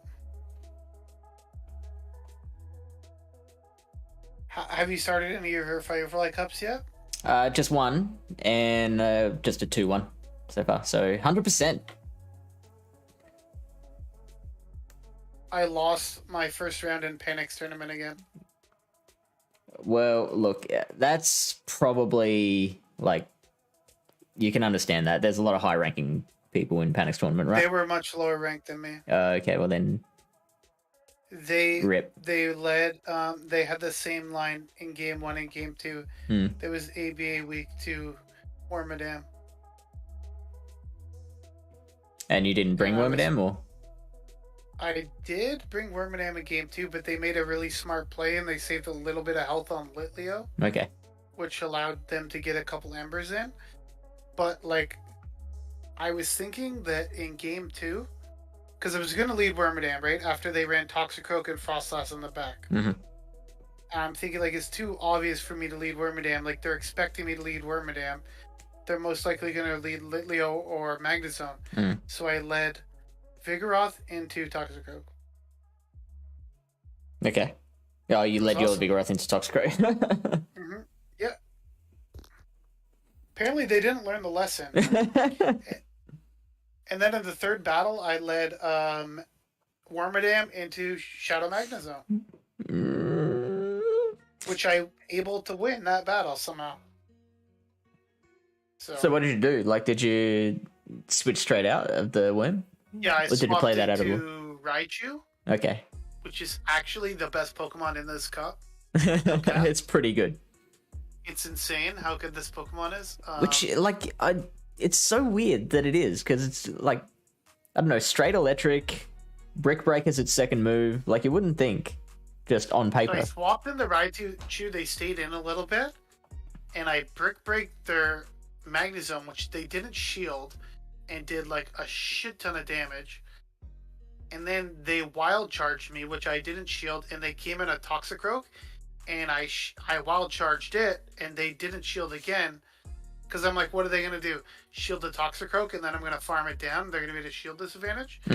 They didn't shield it. One shots the Toxicroak, flip switch, and then I think I had, like, I don't even know, Grimer in the back or something.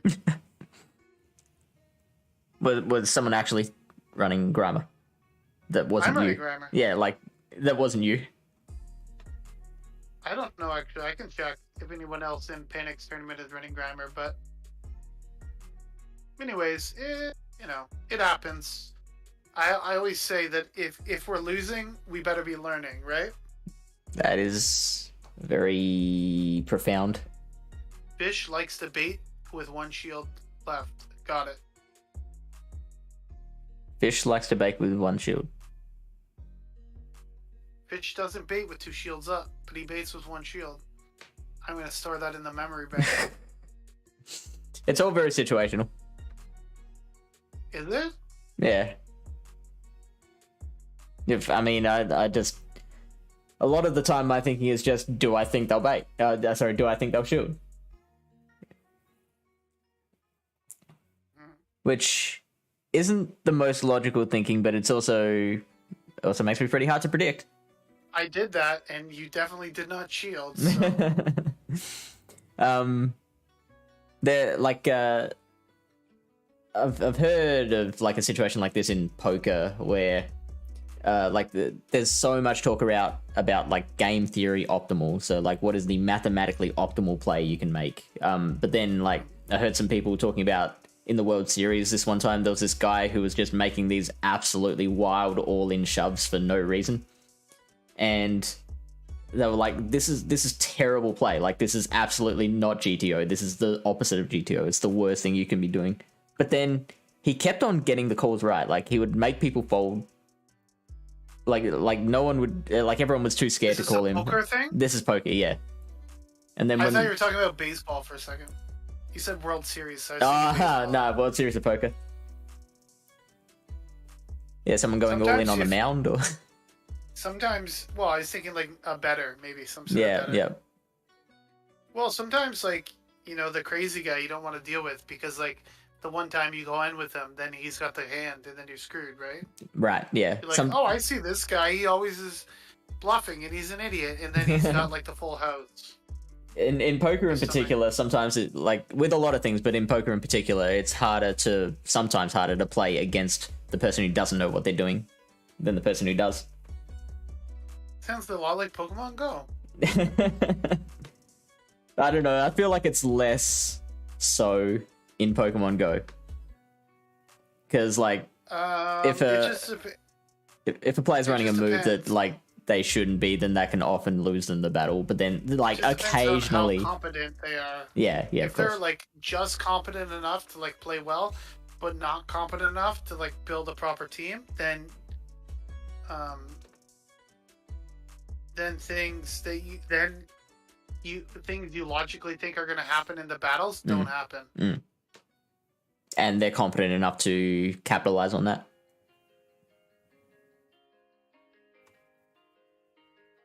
But then I also think a lot of higher level battlers fall into a trap of being too rigid in their thinking. Like, this Pokemon has to have this move because it's just useless otherwise. Which, no, I'm not talking about that. I'm just saying, like, if you lead Toxicroak with Froslass in the back game 1, like, you're not going to do... So, like, in the last battle I was playing, I was thinking, like, I'm going to lead Wormadam with... you have a wild Pidgeot? What the fuck? Yeah. Get a few of those. Pidgeot in a while. So I was thinking the last battle. So I did win my other battle that I played for Firefly 2-1. So I was thinking like in the final battle, I'm gonna lead Wormadam and I'm gonna have Magnezone in the back. I'm thinking like if they lead, what do you call it, Litleo, then I just lose, right? Yeah. So then I changed my mind and I switched up, and guess what? They led Litleo. Right. So that happens to me when I do that type of shit. But whenever my opponents do that type of shit, I never lead the right Pokemon. That's just frustrating, right? Yeah. That's. I'm gonna bring it back to poker again. That's like something you hear poker players talking about a lot. Is like my aces never hold. Like everyone else wins with pocket aces, but I tend to always lose. Skull Dragon. That's a lovely name. Thank you for the follow. So yeah, going back to the Swampert, the Shadow versus regular. I've got to figure this out, like whether the regular is better.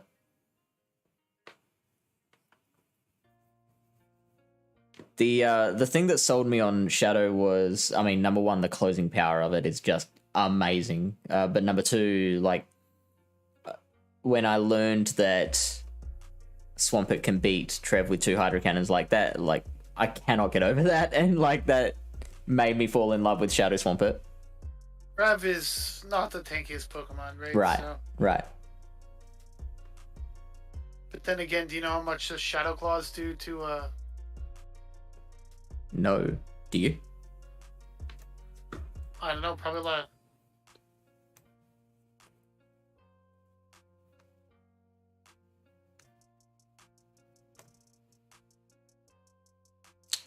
%4.5%. I think we lost him. That's a lot. Him.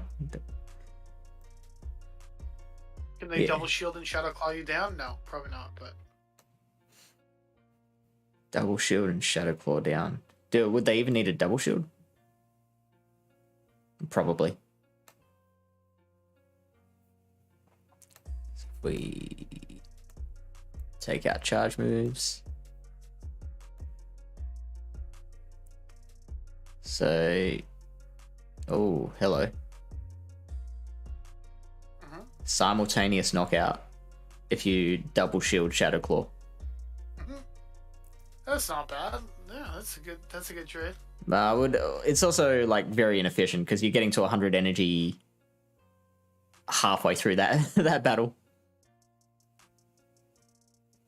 So it would probably be good to throw like 1 seed bomb and then try and farm down.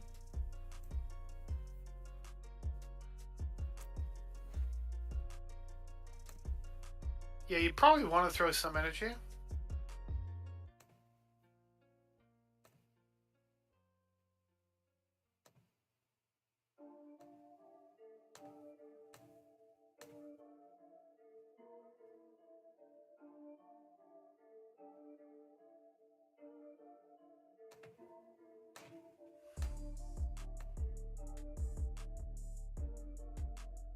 Yeah, so you do still need a double shield there.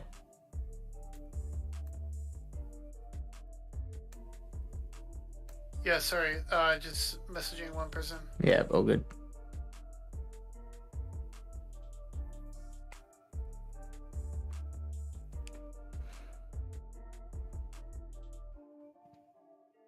We had just some dispute stuff. Do you need me to talk to him?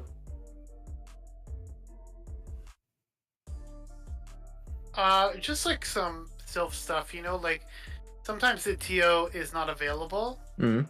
But I was just letting them know, like, if you think you deserve a rematch and the TO is not available, just tell your opponent, like, hey, we're gonna have to pick this up tomorrow, right? Like, yeah.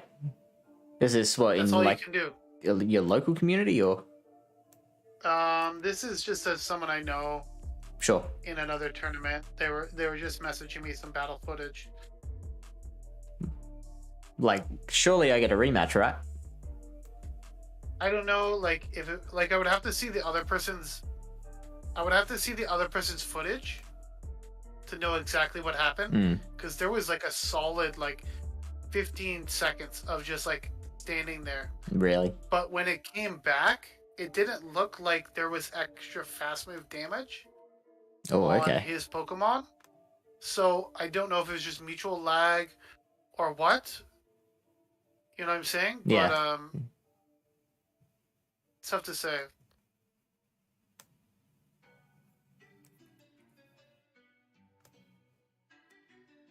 The heck? He's just mauling right now. It's okay. I'll just let him maul, and then he'll calm down later. Yep, I've been there. I know how you get when you lose. Yeah. So. Especially in certain circumstances.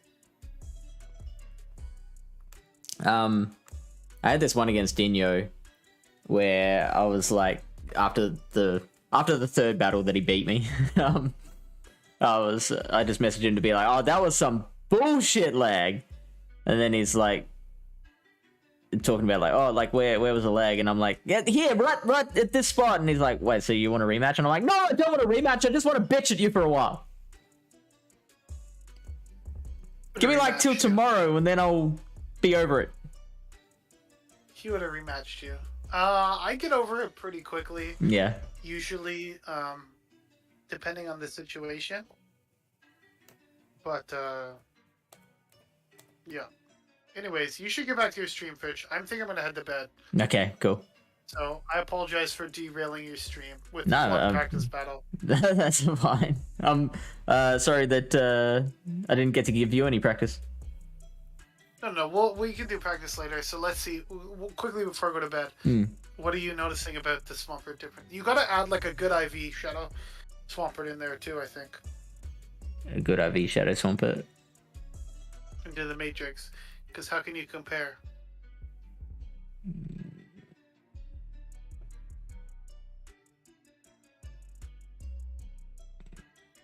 And I don't think you're running Sludge Wave. No. So You mean only Azu? that's with the good IV. So not mine. And that is Ice Beam Hydro. Only the regular Swampert beats Ice Beam Play Rough. Which is probably the moveset most people will run. Yeah. Something to consider. Ooh. My Swampert is needed to beat a Coffer. Which I think might have more play if Arachnid comes around. Coffer will. Yeah. Yeah, that makes sense. So regular does better against CD. Diggersby apparently, which honestly I think that was kind of a anomaly that Diggersby became popular just because of how well it did at that one tournament, but I don't think Diggersby is necessarily that good, especially with all the Walrein. Check this shit out against Ferrothorn in the straight ones. Hey, BTW.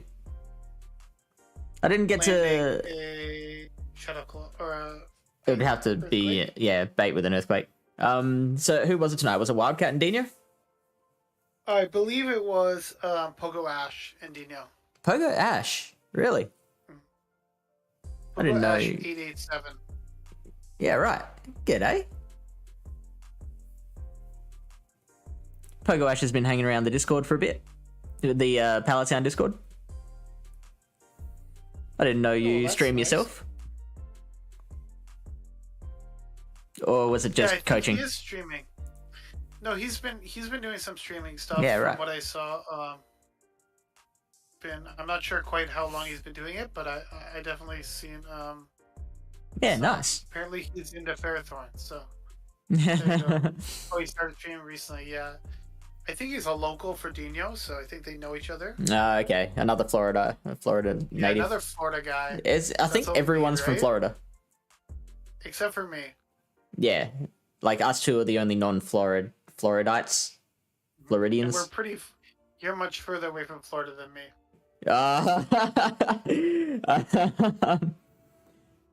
Pogo Ash triggered the ban bot. What do you think? Trade? We've had trade? no, probably raid.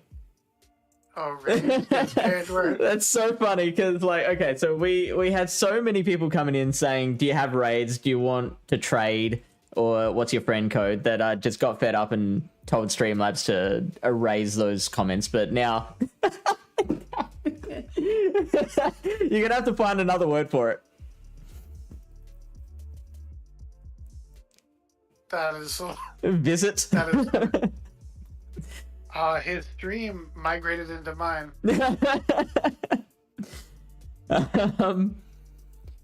So we are just before Lyle goes to bed, we're taking a look at I was thinking of running Shadow Swamp for my regionals team, but my Shadow Swamp is so bad with its IVs or with its stat products that we're wondering whether a regular Swampert is just gonna be better.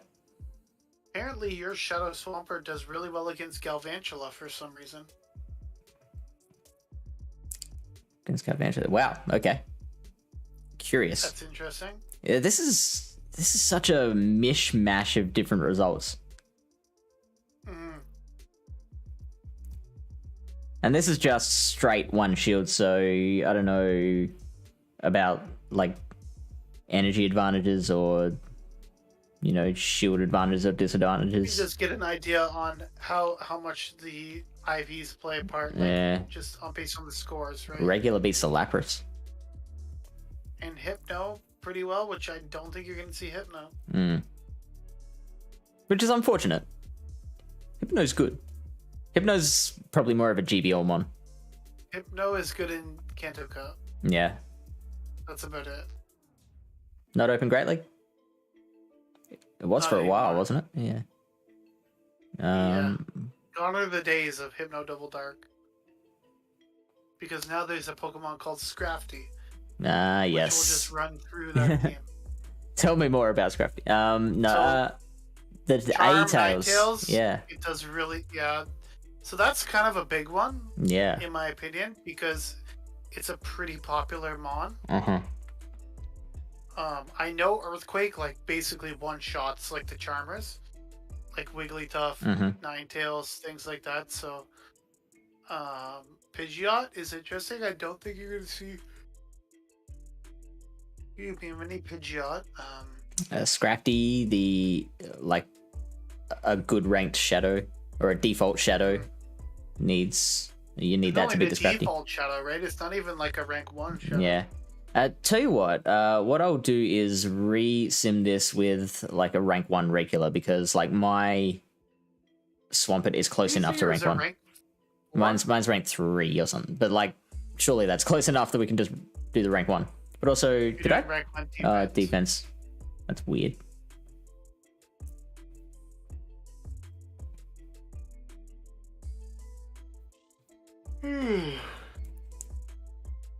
It's okay, you can go to bed if you need. Oh, I'm getting really tired. Yeah, go for it, man. Thanks for popping in.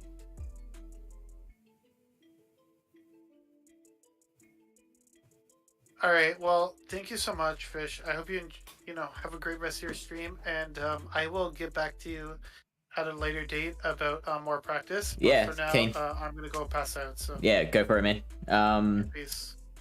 I'll probably be heading off here soon. Who is Andy? Thank you for the follow. Oh, Andy has a question.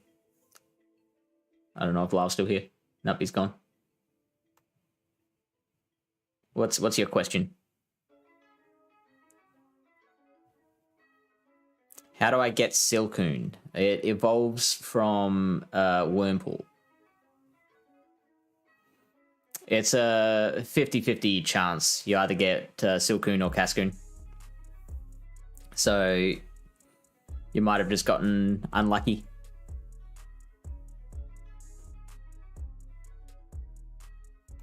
Or not might have. You definitely just got unlucky. That is very unlucky.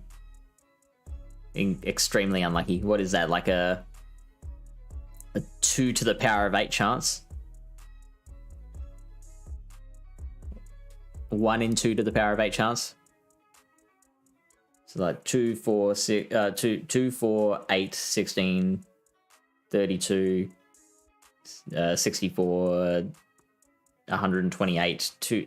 That's a 1 in 256 chance.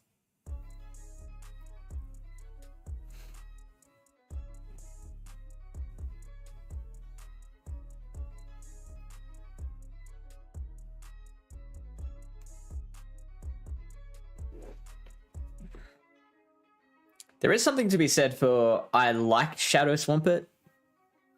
The Shadow... see, it says here my Shadow can beat the Wall Rain in the one shields, but I don't think that's right. Interesting.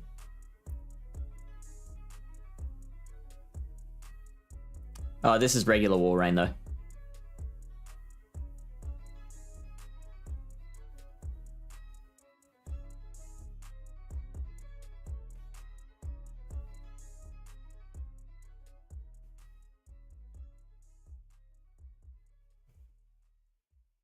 We were simming Shadow Wall Rain before.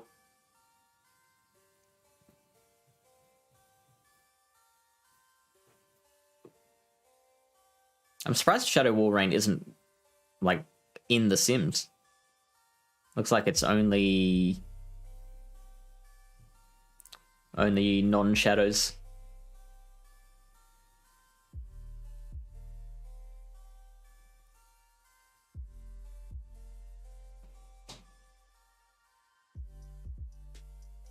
Sylveon, I don't know why that's in the Great League meta.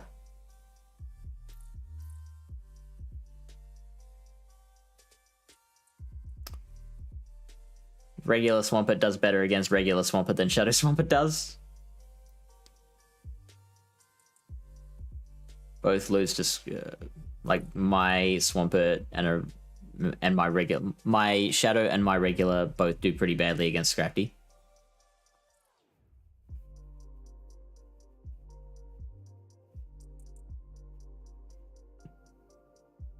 So the Charm A-Tails is the big one. But then, like,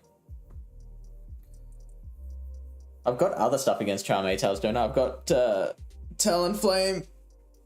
I've got Redisteel.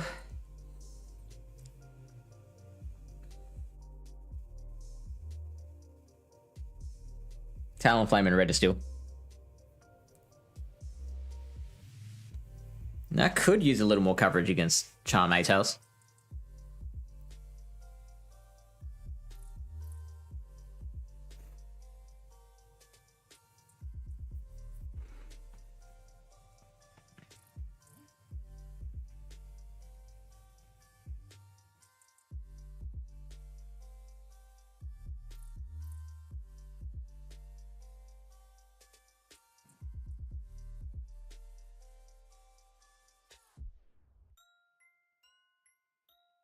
That Frostlass is reasonably big. Look at that against Drapion. Deoxys Defense, that's a big one.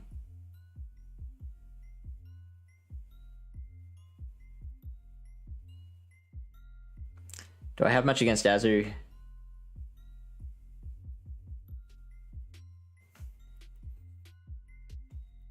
I probably do need a little more oomph against Azu.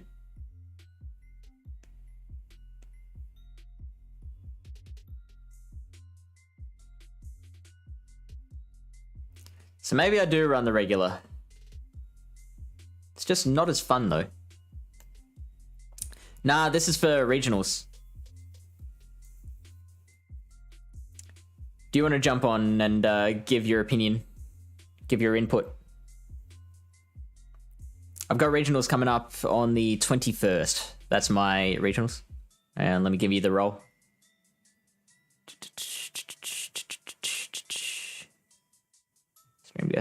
All right, you should be able to jump into the studio chat.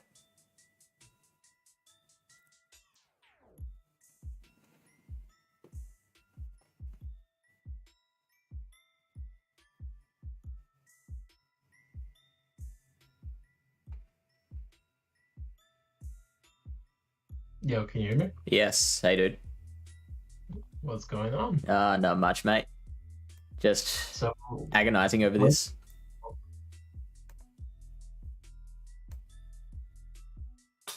You still there? yeah, can you Yeah, hear me? cool. Yeah.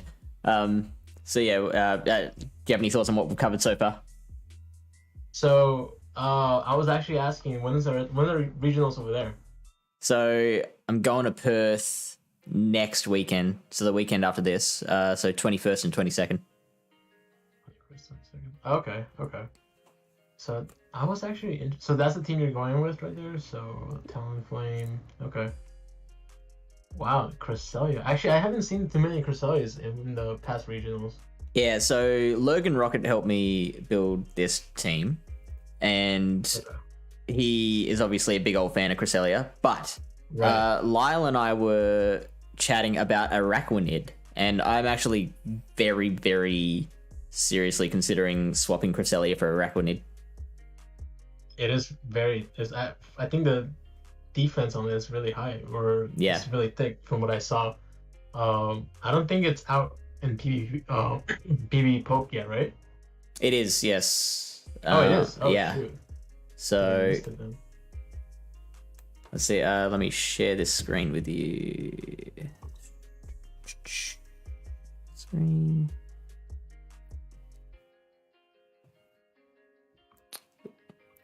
You're going to be playing regionals, right? Yeah, I'm trying to go to convince Astro and Wildcat to go to Columbus, Ohio. Okay. When's that? Yeah, that is next month, June 24th. So June Okay. 24th to June 26th. Yeah, got a fair while away. Yeah, for sure. Oh my gosh, that's so. You do have, if you were to switch it, right? Yeah. Cresselia with the little spider thing. Yeah. Would you be more afraid of? Let me see. Trev, you still have. Okay, I mean Trev, you still have things to cover up. Trev. And I would think Araquanid does better against Trev than Cresselia does. So that would make me better against Trev. I'm still beating the fighters. I think Araquanid beats all the fighters. I'm guessing Araquanid beats all the fighters. Mm-hmm. Okay. Yeah, that's insane. It also beats Azumarill, I believe. Really? Okay, Yeah. that's news. We were going over this on the pod, and we didn't. I don't think we covered Azu. This is in the straight ones. That looks like a very long match. Yeah. 90 seconds of tapping. Oh my god. But that is just Wow. straight bug buzz. No debuffs with the No bubble bubble beam beam. even. And yeah, you're tanking all Wow. those play roughs. Okay, that's actually huge. Yeah. Winning the ones and the twos, you're losing the zeros. So the only things that you would have to just really watch out for, at least for this, would be like Registeel, G-Fisk. Probably not even Check so much. this shit out Are you gonna blow my mind away right now? a little bit. Oh shit. Cause that.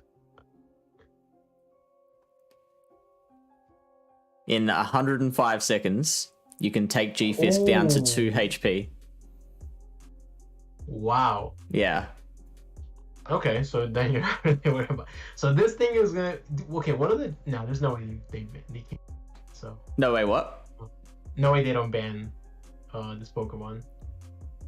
There's no. Do you think they restrictions, ban right? it? So, Yeah, that's because there's no restrictions on what you what can I bring was at the moment. actually looking at, because we were talking about how there's restrictions now for the Open Great League and factions. Yeah. We were talking about that they potentially maybe add that as one of the to only 3 restricted Pokemon that you can use. But I don't think they. Yeah, I don't know if they will add it or not. Oh, okay, so yeah, you're just talking factions then. You're not talking about. I thought you were talking about like play Yeah. Pokemon for a second. Yeah, no, I know they're not gonna restrict Yeah. it, but that's if they. Yeah, because that's gonna be a game changer. Now that I'm thinking about. too, Yeah. so. Yeah, and the fact that it Actually, can yeah. just wall rain. Yeah, I'm actually kind of liking you using it. So the So- issue is getting a good IV one, right? Well, Lyle was suggesting maybe not. You don't need the best IV just for the mirror match. Like a decent. Oh, okay. Because like you're probably still winning a lot of these same matchups with a not that great IV one. Mm-hmm. We haven't tested it though. In that tournament that Wallower and Cyanic are doing? No. What's Because that about? there's like an open Great League tournament practice. When's that? And it just started. I kind of want to show you like the teams that everyone is using. Because I know Panic is in there. There's huge names like Rise. I'm gonna see if I can send you the link. Yeah. Because I was looking at that, I'm like, some people have very, very interesting teams to say the least. But then you have people that like, things are like kind of like you're bringing Talonflame, which we didn't see too much of. I don't know if I should have brought there, but I'll just post it there. Yeah, got so it. that's the tournament right there. So you can check out like teams that people are using. But so far, yeah, so that's it. You How many have people? Panic and stuff like that. It's a 7-rounder. Yeah, 91 participants. That's insane. And there's so you'll see all the what they're using here to bring in here. So you'll see like a kind of like an example of like what people will bring, and it helps you also determine what you can bring as well. So you see a bunch of the same stuff that you saw in regionals. Maybe a Marowak and Skarmory in the same team. That's a little different. So I would wager that in the one shield, Araquanid could beat all of Panic's team except Registeel. I believe that. And see, if you brought that, now, if you're thinking that way, I'm sure like other people are probably thinking the same way. Right. So I wonder if maybe if you were to if you were to go in an opposing person is running that as well, so you have Registeel for it, how well does Talonflame do against it, even though it's should be neutral, right? It is neutral, but double resisting all the bug moves, so you're forced to rely on bubble beams, so Talon does very well against it. And then you have Walrein and Swampert that probably get hard wall as well against. Yeah. So I would have Talon and Reggie. That would be nice counters to the Araquanid. But Sableye would do decent, or it gets. Let's check that. That sounds very even. We didn't test that one out.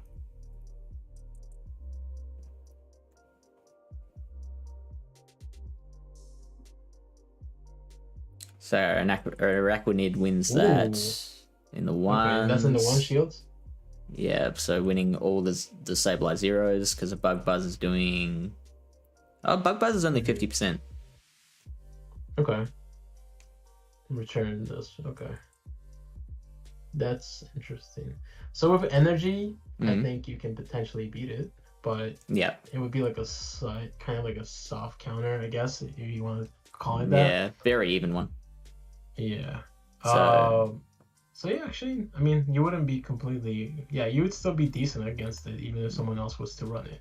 Yeah. I'm liking the odds. I'm sure the mirror match on that will definitely not be fun. No. So, at least you're not resisting anything. Like bug doesn't resist bug. Oh, right. That's the only good thing. But yeah, even with 3 Shadow Claws of lead, Sableye's still losing the ones. Like it's getting off an extra foul play and still nothing. Wow. Okay. That is with a bait though. What if you try and go straight Bug Buzz? Oh yeah, you lose that one hard. So you need to land a bait there. Oh wow. Okay, so that's good to know. Yeah. I mean, that's something. I mean, even for you to go against an opposing Sableye. So yeah, that thing is really good for your team actually. Yeah, that would help you like even out a lot of matchups. So, is there is the regionals over there gonna be broadcast? I don't know. I really hope so, because I kind of felt bad. Like I found out that for the Brazil one, they didn't. No one knew about it basically.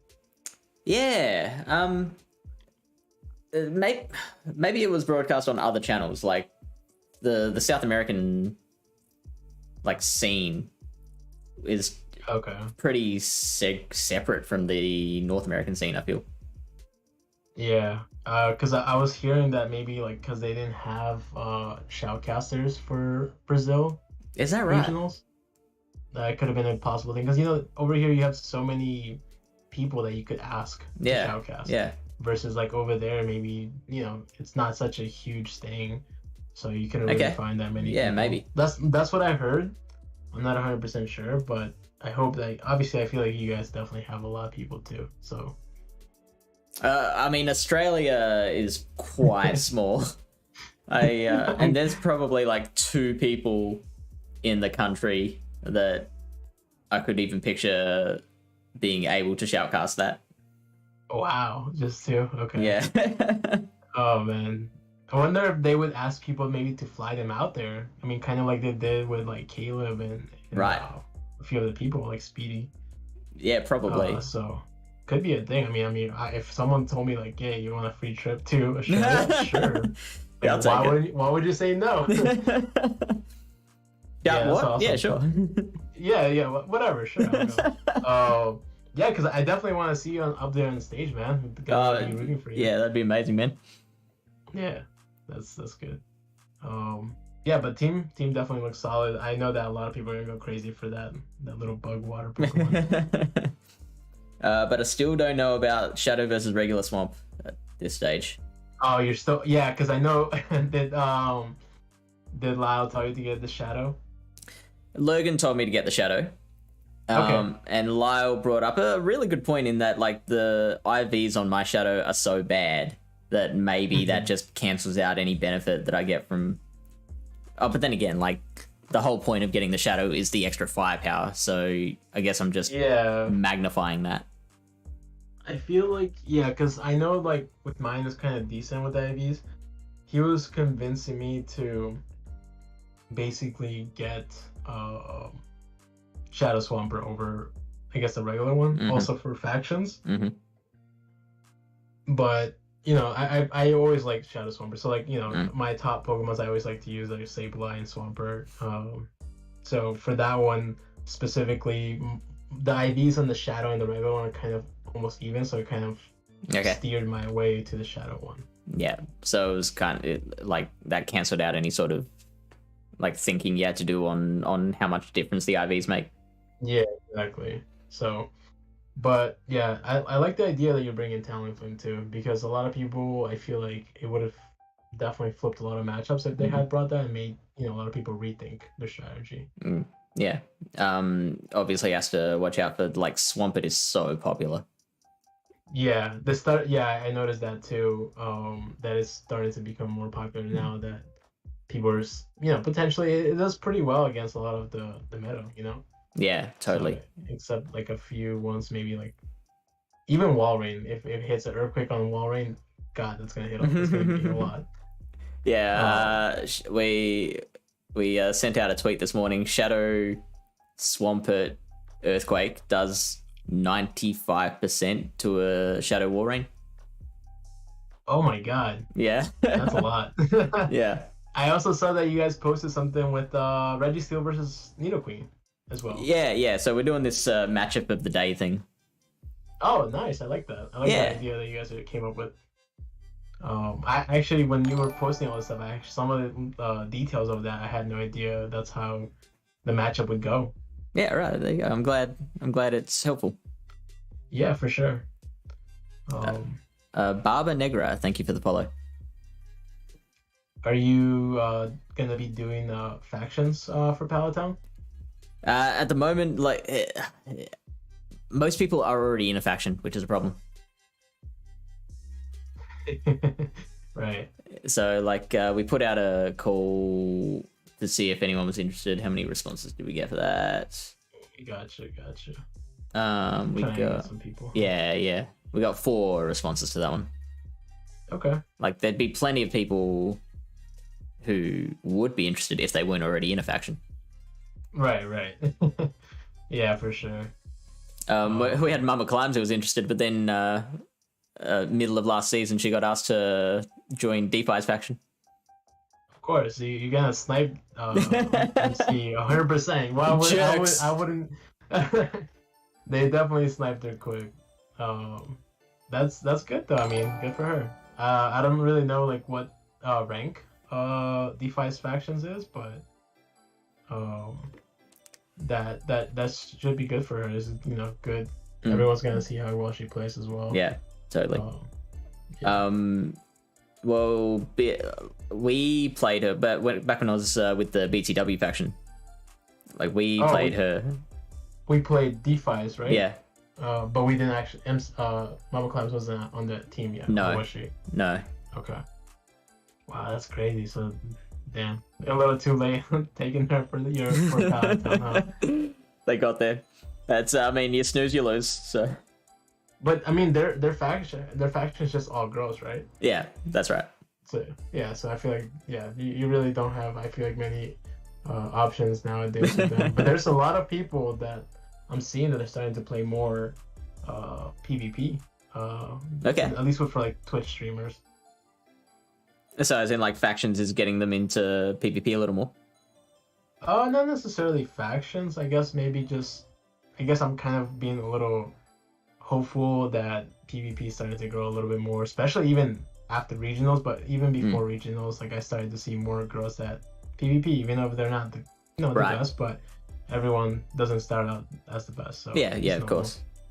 Because like so I'm liking that. Probably just the bit. Obviously, we're not in the best position to say, but I would guess that the best way of getting more women into PvP is just for there to be a lot of visible women in PvP. Like they exactly. see, yeah. I feel like that's it's a great point. And if you see that, it encourages people to play as well. So Totally, yeah. I remember when a few years ago we got we started a women's version of our top level football league. Okay. So it's the Aussie rules, the AFL. They finally got a women's competition, and like after that and like inaugural season, like we were seeing footage of like young girls saying, "When I grow up, I want to be a footballer." Wow. Okay. Yeah, like which is awesome because like it is. They just wouldn't have considered that an option until they saw these women at the top level. Yeah, exactly. And I feel like, for sure. I feel like soccer with girls has grown a lot since I was a kid. Right. So you seeing that, it encourages other people to play. Yeah. And I feel like that goes for anything really. Yeah, totally. Yeah. So yeah, I mean, this is great. I don't know if you noticed. Have you seen? I don't know if anyone told you like the numbers that Yazir was like pulling. I think yesterday and today with like Twitch. No.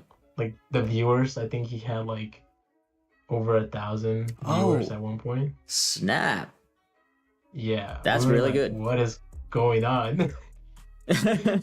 And then you also had I forget his Twitch name. I know it's like Chang something. Chang Wen? I think so. And he also had over 1,000 viewers yesterday. That's amazing. And I was just very confused as to like I normally see people like King, Asian Milkman, or even Smash King, that they usually have like around 200 or 100 to 200, maybe 300 sometimes. And then I've just never seen anything past 500, and to see 1,000 is just like crazy. Yeah, and like as someone who is like trying to build something out of the PvP space, it's really encouraging to see that is possible. Exactly. And I feel like regionals probably did help a lot, which is great. And yeah. I did you happen to see like the whole like for when King won the whole thing? I didn't. I was asleep. You were asleep. I had a feeling. I was gonna say like he's probably asleep. Yeah. Did you happen to like rewatch it or no? I should. You sure? So okay. So yeah, with that, like it was just like crazy hype, and then I know in Pokemon Go Twitch channel at one point, whenever it first started with like the little dispute with Doombug, the viewers went up to like almost 7,000. Yeah. Oh, wow. And I'm like, I'm happy because I think throughout the whole day of it streaming, we were Pokemon Go I think had for the most part I want to say higher viewership than VCG and TCG. That's so good. Yeah, and it's the first year that we've actually Pokemon Go has been introduced to championships like that. So one kind of sobering thing to think of is that like there's usually a spike in the first season or year or whatever it is, depending on the scene it is, because of the curiosity factor. So I would not be surprised if there was a dip on that in the second year. Do you think there will be a dip maybe like next I guess stream for next regional? Like next regional stream that they have on Pokemon Go Twitch? What do you think the next one is? If it's not with you guys, it's definitely gonna be the one that's happening, I think, in Milwaukee. Okay. I would guess. Yeah, gun to my head, I would probably say it would be less viewers. Okay. Yeah, because I don't recall from the one in Europe how the viewership was, but I don't think it was as high as this past one. Yeah. Maybe also just because there was like a bunch of huge names. Yeah. Like Rise, King was there. Yeah. Crimson and a bunch of others. There were also some big names in internationals, like your Tho Technical and your Inadequates. Yeah. Oh yeah, there was a bunch of them there too. So I don't know what the reason was of the spike here more than over there.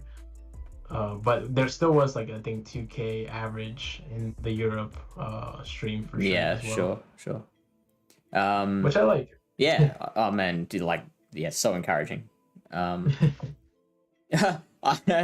liked that the winner of Europe was someone who had never made Legend in GBL. Yeah, dude. When someone told me that, I'm like, no way. Like, they first started out saying like, okay, this person has never hit Legend. That's all they led with. So I'm like, are you kidding me? Like, is this person like just? I just assumed they just played GBL, but they never hit Legend. Yeah. Because you can, I guess, register whenever there's any spots open. So I was thinking like this person, I wasn't even thinking about Sylph, so I was just thinking this person never hit Legend and they won the whole thing. I'm like, holy crap, like this is insane.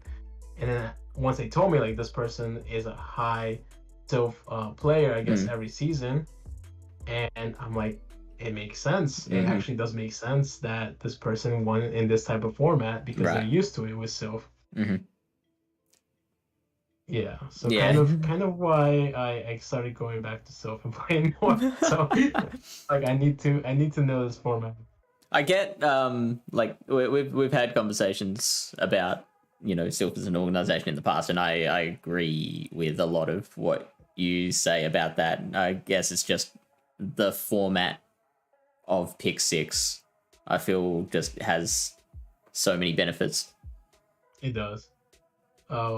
We were actually talking about the format itself and how that format has always been a thing, I guess, in Pokemon as a whole. Like I think in VCG, whenever you bring, I think it's bring 4 instead of bring 3, but it's still like show 6, I think, or something like that. But like that format I feel like it's always been there. Yeah. But since I guess Sylph was the first one to kind of use it in Pokemon Go, so it's their format, kind of, in a way.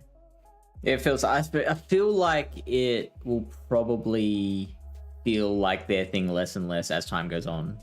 Yeah, I really hope they don't we kind of forget about Sylph, because like they're kind of one that started like this whole tournament totally scenario. So Very unfortunate if that happens, but I guess only time will tell.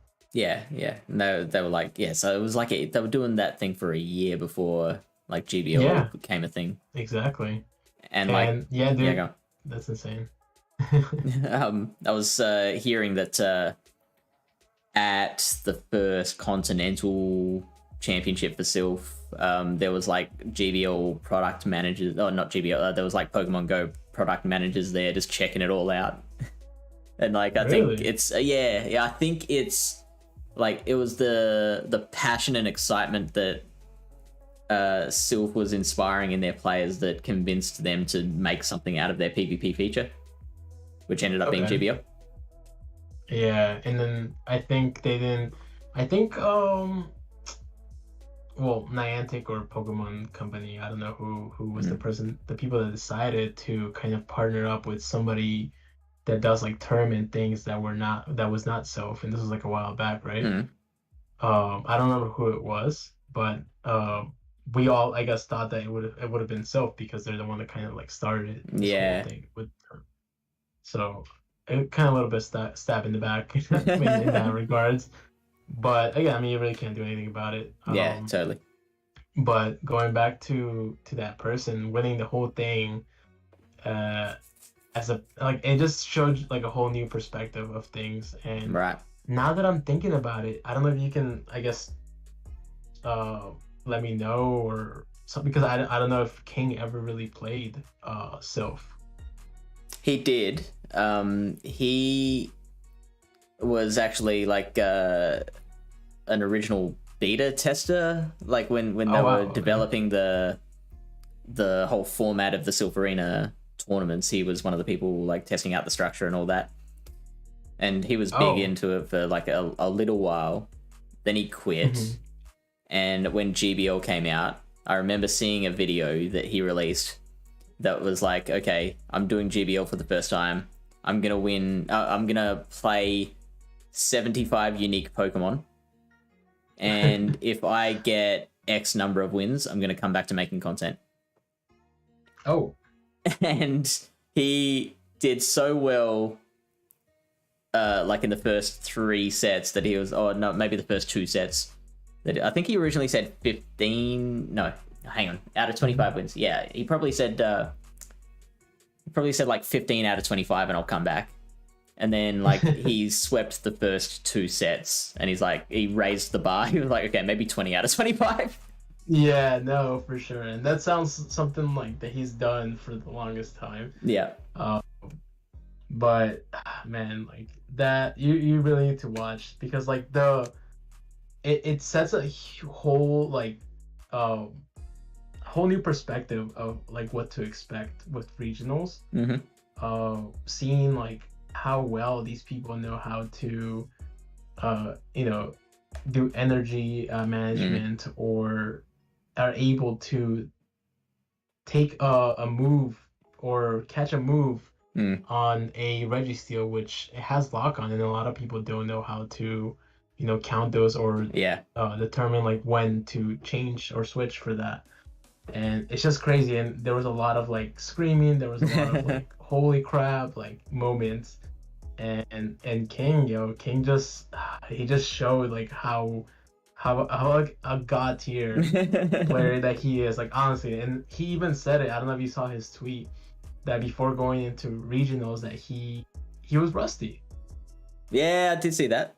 I was like, yo, this guy just tweeted out that he's rusty and wins the whole thing with all these top tier players. Like, wow. That just blew my mind. I was talking on stream Monday, I think it was, about the idea of combo plays, how much Oh my God, yes. knowledge it takes not to execute a combo play, but to set one up. So, like the idea of like having a Toxicroak in the battle and like being able to plan out, okay, if I build up to a Sludge Bomb here, then I'm going to be able to bring this back at this point in the battle to, snipe the Wigglytuff. Exactly. That I know is coming. Yeah, and funny thing is, like, I got a few of those, maybe like 2 or 3 times that happened to me in my GBL sets tonight.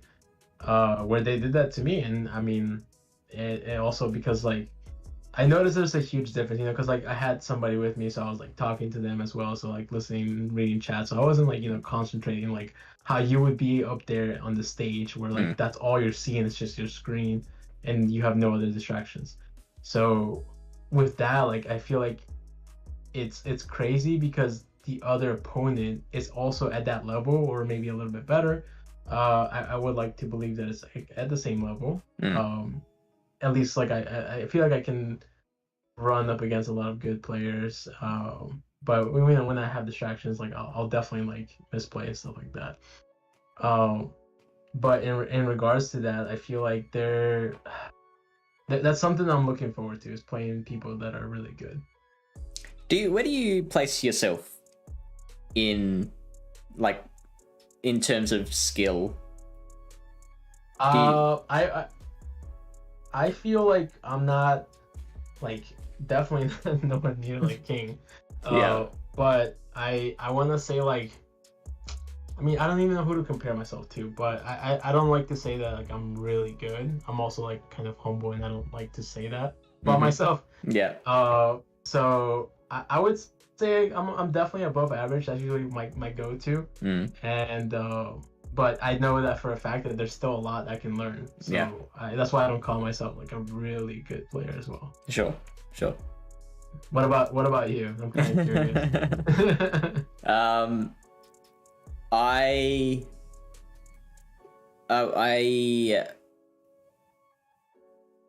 have like a bit of a conflict of like where I expect myself to be versus like where the results put me.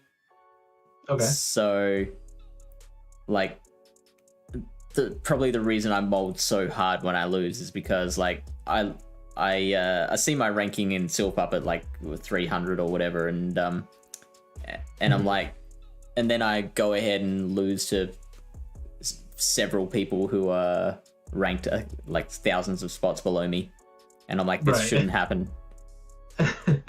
Okay, that makes sense. And honestly, I don't know if Lyle told you well, I lost my first round as well as he did, I think, on Panic's tournament for Firefly. Yeah. And he mentioned, was it Firefly? I think it was Firefly. I think that his opponent was somebody that was like kind of like low tier. Yeah. And we were talking about like lower tier players. You can't read them because they don't really always know what they're doing. So you can't really like have like an expectation of like, oh, they're gonna throw this move right now and try to catch a move, but in reality, so they're just tapping away and they're not even trying to throw any moves. Yeah, it's so weird. So like, yeah, and I think he lost to him, and you know, kind of like, it sucks to lose to somebody that's like that. 'Cause, actually, in my Open Great League tournament for Wallower and Zionix tournament, I almost did lose to an open to somebody that was just a trainer in Silph. Right. And that's just because they brought like the craziest team, and I'm just like, what is this team doing in Open Great League? You can literally bring anything you can, and I think the highest meta Pokemon that they brought was Altaria, and then they brought like other stuff like Alolan Muck, Noctowl, Quillfish. I was just confused as to like what they're doing. So it just throws you off, and it sucks because then it just messes up your ranking. So I'm like, it's just like a dilemma that you have to deal with. Yeah. But I love that because like people who can think outside of the like predefined box bring more interest into the meta.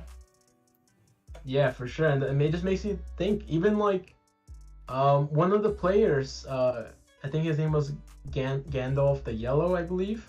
Yep. Another one. He brought Surfetch to regionals, and he was like in the, I don't know, I want to say like almost like the top at least 10 of the like last 10 people that were there. Yeah. So you know, it's funny because I was actually telling Wildcat and Astro, like, I was actually thinking about bringing Surf Edge as well, but now that you brought it, I kind of want to bring something different. So I'm like, I want to be different. So as of right now, I am bringing one Pokemon that is I haven't seen at all, and I think it could be Okay. a core Metal Breaker that people forgot about. Can you DM it to me? Yeah, I can. Because like I was looking at it and I was actually using it last week because it was Great League. Yeah. And it did pretty well with energy against like what's it called? Walrein. It does well against Sableye, Azu, Trev. It does pretty well against Registeel because of the foul play. So I love it. It's Yeah. the only things you have to be scared of is like fighters, and I mean, to be honest with you, I did see a few Charmers in regional. Yeah. A little bit more than Europe, but I think I saw maybe 2 or 3 people that were in the top, maybe out of 10, that were using a Charmer. So besides that, I mean, even against Nidoqueen, it does decent because it hits neutral with the grass. So. Well, so would you pair it with like a? No, well, I mean, you'd need a steel type to cover for any fairies, or a something that covers fighting. Yeah. So think about like Deoxys. Yeah. Deoxys. I actually used it with Deoxys. Okay. And I forget what the other one I used it with. But it did fairly well in Open Great League. I got a few mixed results, learning how to use it and stuff like that. And I'm actually using it in the Open Great League tournament. And the guy Watch out for I went Araquanid. against. Yeah, that's what I was thinking. But I mean, it does still hit neutral with a foul play, correct? It Or does, yeah. Okay. But so I have double something. weak to bug bite. Yeah, it would definitely be melting it down. But like I said, with energy, it does really well against even flyers because Okay. I had Altaria shield. I had Skarmory's shield because of the dark move. So it's very interesting because it has play against almost anything except the only things that it hard walls it is Mandibuzz, which I barely saw. Right. But that's one thing that it would be pretty tough for sure, even with Deoxys. I think that's the only one that had the most issues with, like, Mandibuzz is like the issue. But for the most part, it does really well against the meta. Shadow or regular? Regular. Okay. And yeah, because I was just like looking, for example, like Panic, he's using Sableye, Walrein, Registeel, Medicham, Azu. So like out of the gate, like I can tell you, like it does pretty well against 3. It does neutral, probably maybe against Registeel, a little hard against Walrein, and Medicham with energy, it can do some good damage. But so stuff like that, like I mean, I just saw it like as a whole as something to be different as well. Yeah, no, I love that. Yeah. Like I'm gonna be cheering you on. definitely. Hopefully, I can convince more people to go. I don't know if Lyle mentioned that, but he said he's like 80% sure he might actually go to the Columbus one as well. Oh snap! Okay, where's Columbus in relation to Toronto? So he said that he said he's gonna drive down. Oh wow! So I guess it's kind of maybe like a 2-3 hour drive for him because okay. I guess depending where he is in Canada. I don't know where he is in Canada exactly. I think he's Toronto, isn't he? Toronto. I think. All I know is that he always says like, "Oh, I'm going to the city to grind." So. Okay. I'm assuming. Let me see. If he's in Toronto, yeah, it's kind of close to Ohio. Yeah, that's actually not a bad drive for him. So it could actually potentially be an easy drive for him. So I think that would make sense and save him a lot of money because it's kind of expensive to go there. But you'll go even if you can't convince Astro and Wildcat to come. I'm trying to convince a few people because it's just easier that way to be cheaper to go like Airbnb. Carpool and yeah. Yeah. Well, yeah, all that stuff. So. Would you drive? Yeah, Drive or fly? I would have to fly because Okay. it's a long drive. It's a long drive for me. Right. I'm trying to think of what little I know of the geography. I guess if it's only a 2-hour drive for Lyle, it's probably a lot longer for you, eh? So I was looking at I think it would take him like 5-6 hours maybe, depending on where the city sure. is and stuff Okay. like that. But that's not too bad. I've driven 16 hours before. It's not too bad. Yeah, but driving to there would probably take me definitely over 24 hours. Far out. Okay. Yeah, so definitely not something I want to consider. I definitely, I always like to look at the, how much gas will cost me all the way there, and then back, and then if that justifies me driving there or not. So the ticket is not crazy expensive, so I think I was trying to convince Astro because he's like, oh, why would I go? I'm like, you can still go even if you didn't hit Legend, right? Like you can still sign up to compete. Yeah. So he's like, oh, really? So I'm like, yes. So I'm kind of hoping. And I'm not even sure, because you still don't have to link your trainer card, right? Oh, yeah. What about that? I thought that they were supposed to do that like a long time ago.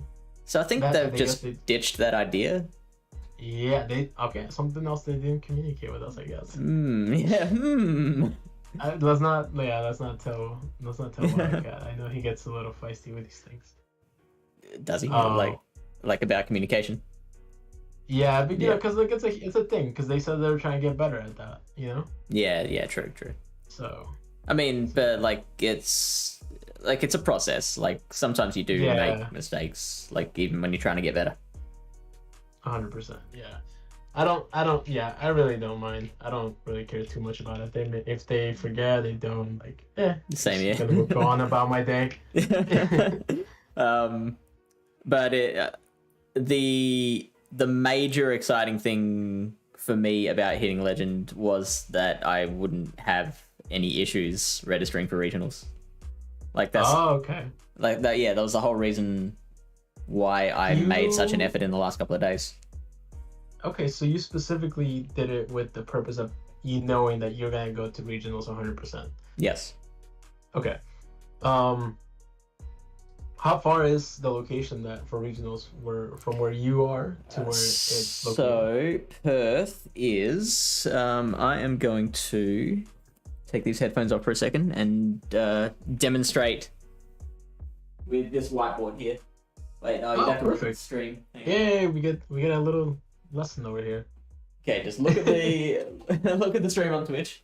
Yeah, this big whiteboard here. That's Australia. Adelaide is there. Perth is over here. So that's probably. Well, I like to say it's kind of Dallas to LA, and then the other regionals is Melbourne over here. So that's about an 8-hour drive. So it's closer. Okay. So you're definitely. Which is why I think that because the majority of Australia's population is all down the eastern side of the country, so I think most Australians will be going to Melbourne, and the Perth one is just Perth locals, maybe some Indonesians, and me. Okay. So do you know any personal friends or anybody that's going to be going to that one that you're going to? I have not checked, to be honest. The main reason for that is because of all the drama that happened a year and a half ago. I feel very kind of the Australian scene is very separate from me. Oh, okay. There is Debbie Pebble. That sounds very familiar. She's a pogo streamer, not a PvP streamer, but Oh, okay. yeah, just regular pogo. She is in Perth, and I plan to catch up with her and her partner if they'll have me. And there's also Go Hub Avrit. Do you know him? No, I don't know. No, he's a really good battler. He won the Sylph Regionals for WA in South Australia. He's okay. Legend the last few seasons in a row. Right. Like he's genuinely one of the best in Australia. Oh, okay. So maybe I'll see him there. Oh, awesome. That's great. Yeah. So there's you know some. Yeah, there's some, but they're definitely not like Not people in many. Indy were just like everyone knew each other. That sounds like Right. it would have been really fun to be a part of. Yeah, no, for sure. That looked like it was a good time. Hanging out with the PvP or Pokemon Go players. Having some lunch and stuff like that. That sounds sounds like a good time. Yeah, and it's like there's not. I don't know what it's like where you are, but for me, there's really no one IRL that I can share the experience of being a Pokemon Go player with. Yeah, that's a little different for me. Yeah, so you have a lot of people. Yeah, I have a good amount. Astro is kind of local to me, even though I never see him. Oh, really? But he's like about like a 25 minute drive from where I live, and I barely even see him even for events, which is funny. But he's a busy man, so Yeah. I see Smiley. I see Doms every now and then.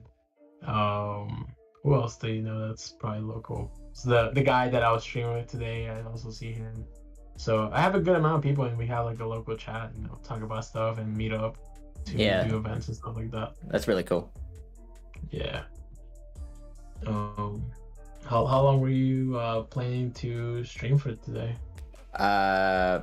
Good question.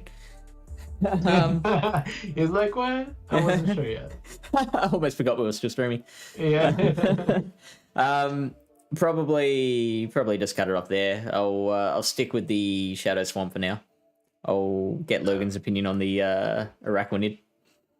Yeah, I think it's a solid pick, and I actually didn't think the G-Fisk matchup was gonna be that close. It's crazy, isn't it? So yeah, I feel like in reality, like what is like a few Altaria will hard wallet for sure. But then again, it's like I feel like a lot of people are gonna change their perspective of it, like what to use in their team, because once it comes out, then you're gonna have to see maybe more Altarias and more Registeals. Yeah, absolutely. And what's the other one? Talonflame as well. Talonflame, yeah, Talonflame. I feel like probably more Talonflame and Registeel for sure. I don't know if any other ones really hard counter it much, like hard or not. Let's check it out. I was gonna say like with Walrein, not Walrein. Nidoqueen is probably another one that's pretty good matchup for it. Lyle said Nido does okay. So obviously the bug bites resisted. The bubble beam isn't. And you can cancel out bubble beams with poison fangs, and you outpace. So that's Ryan's promising. here. Ryan's here. Yeah. Oh, hey Ryan. We're talking with talking with Dino at the moment. Yeah, what's up, Ryan? Yeah, I mean, I probably didn't need to say that. Like your voice is very distinctive. Yeah, they can tell it's me. So is it I in the mean his voice. Okay, so it's not in the actual Great League rankings yet. Yeah, that's what I was looking at too. I was looking for it. I'm like, oh man, I gotta do it separately. That's kind of lame. It'll be there soon. Hopefully, it comes out. Yeah, go on. The 12th, right? Or which is tomorrow for me. Ah, you lucky. Living in the future has its benefits. Yeah, I get first access to all these. I was actually thinking like I could take real advantage of that with content, because like we could be like the first people to try out new Pokemon when they come out. Where does Jonkis live? Do you know? Germany, I believe. because I always see him like he's always the first one new Pokemons come out. Boom, video on YouTube. I'm like, holy crap. Yeah. Maybe you just This guy's- catches one and evolves it. Yeah, this guy just has everything in it. Okay, So yeah, somebody was mentioning that they had okay. So you have the fast move infestation. Do you prefer bug bite, right? oh yeah. There we go. So 60% wins against the meta. Altaria, you're right, smashes that. Oh, hang on, why is it? Yeah, that's suddenly- what I was looking at. That I was like confused. Yeah, that's so weird. This is in the 1/1 selective baiting. That's interesting. Yeah. Oh, this is regular Stunfisk. Oh, just a curveball right there. And of course, with the Okay. electric typing, makes sense. The Wow. Thunder Shock discharge doing super effective.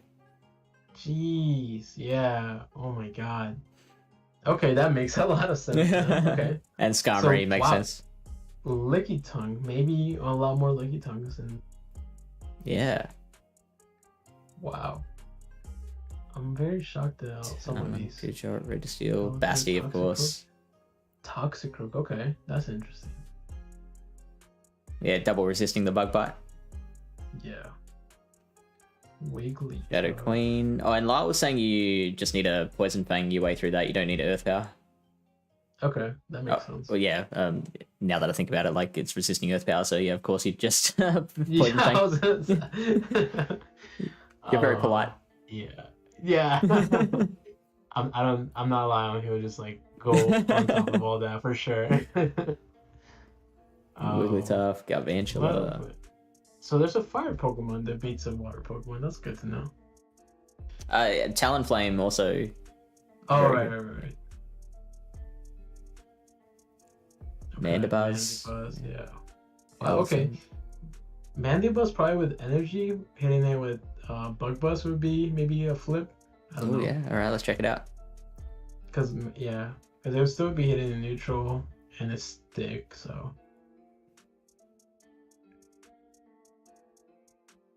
All right, so you're not very close to another Bug Buzz.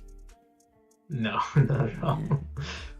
No, So I mean, but like, I guess with that much bulk, you can potentially set up a situation where you've got the Bug Buzz ready for like a Mandibuzz that comes back in later in the battle or something like that. yeah. Yeah, because it's amazing how well this thing does to a lot of the bulky Pokemon. Like, Yeah. I'm sure like it completely wrecks Umbreon. Mm-hmm.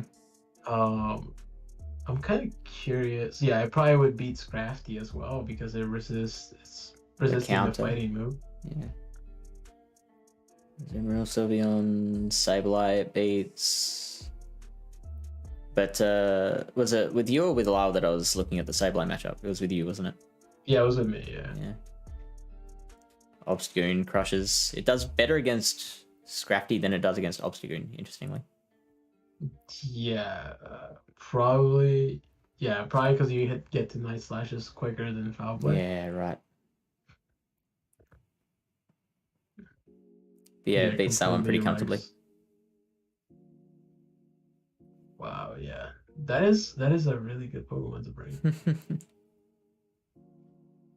Yeah, definitely run it by him and see what he thinks. Yeah. Because that's oh man. I feel like there's more counters to Cresselia than Yeah, there will totally. be for this. It's like I needed Cress for fighting coverage, which Yeah, Elrac when which it this does, has but it's also an anti-fighter that also beats Darks, which Cress doesn't really, even though it's got Moonblast. yeah. I was gonna say Darks and then also Ghost. I mean, we don't really see too many like I guess pure Ghost Yeah. Pokemon. And even because you if have Trev. yeah, and even if we're losing against Ghosts, like Cress was still doing that anyway, so would Exactly. Like, so, no yeah, worse you're not there. really losing much there. Yeah. So I definitely think you're picking up a lot more than losing. Yeah. Switching these two. Look at Wow. that. Wow, that is the only way you can beat it is if it has 0 shield. Wow. That's huge. DD, that is with Rock Slide DD. And yeah, even with Rock Slide and Thunderbolt, like that's just like either or. You can't ask for more. Like you look at all these Pokemon it beats, like Yeah. it's a lot. It's a lot. Walrein, Deoxys, Scrafty you saw there, you saw Umbreon, it's just way too many. Wild Charge Mew does that much. That's insane. So I guess that's in the one shield. It's obviously KOing before it can get to the second Wild Charge. Yes, should. Oh, it's just gone surfing. So that's with a bait. Okay. Yeah, and it doesn't quite. Okay, so it's trying to build up to 2 Wild Charges, but doesn't get there. So yeah, that's terrible. Let's change that up. So what would you do? Like build to 2 Wild Charges, then fire back to back? Yeah, that's what I would probably do.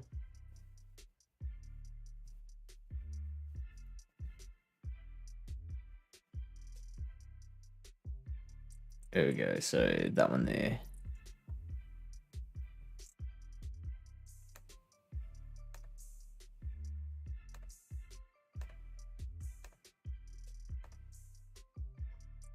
Far out. So you can just tank that Wild Charge. Wow. Does 43% damage. Oh, that's after a Bubble Beam as well. Okay. Still, I mean. Yeah, that's crazy. Insane. Okay. And then can you farm down, or do they get to another one? Yeah, you can just farm down from there. Come out of that with almost another Bubble Beam. That's insane. This Pokemon seems like it's going to be too good. But I feel like that's going to like increase the amount of like, at least in Open Great League, like the amount of like Registeels, Alterias, even Bastiodon kind of died down a little bit, but it's crazy because you can even pair up with like a fighter in case you need any of those. But yeah, this thing seems like it's going to be very annoying to go against. Is a fighter the best thing to put it with? Sounds like maybe I guess flyers are just as much of an issue. Yeah, flyers would be an issue there too. So what beats fighters and flyers? Probably like a safe swap would be like Deoxys. Yeah. Deoxys. But then again, yeah, that's probably the only one. I mean, you have Medicham with Ice Punch maybe, but I still prefer Deoxys. Let's see. Yeah. Because they would do decent. Yeah, because you got a bunch of flyers and a bunch of Pokemon that are weak to fighting.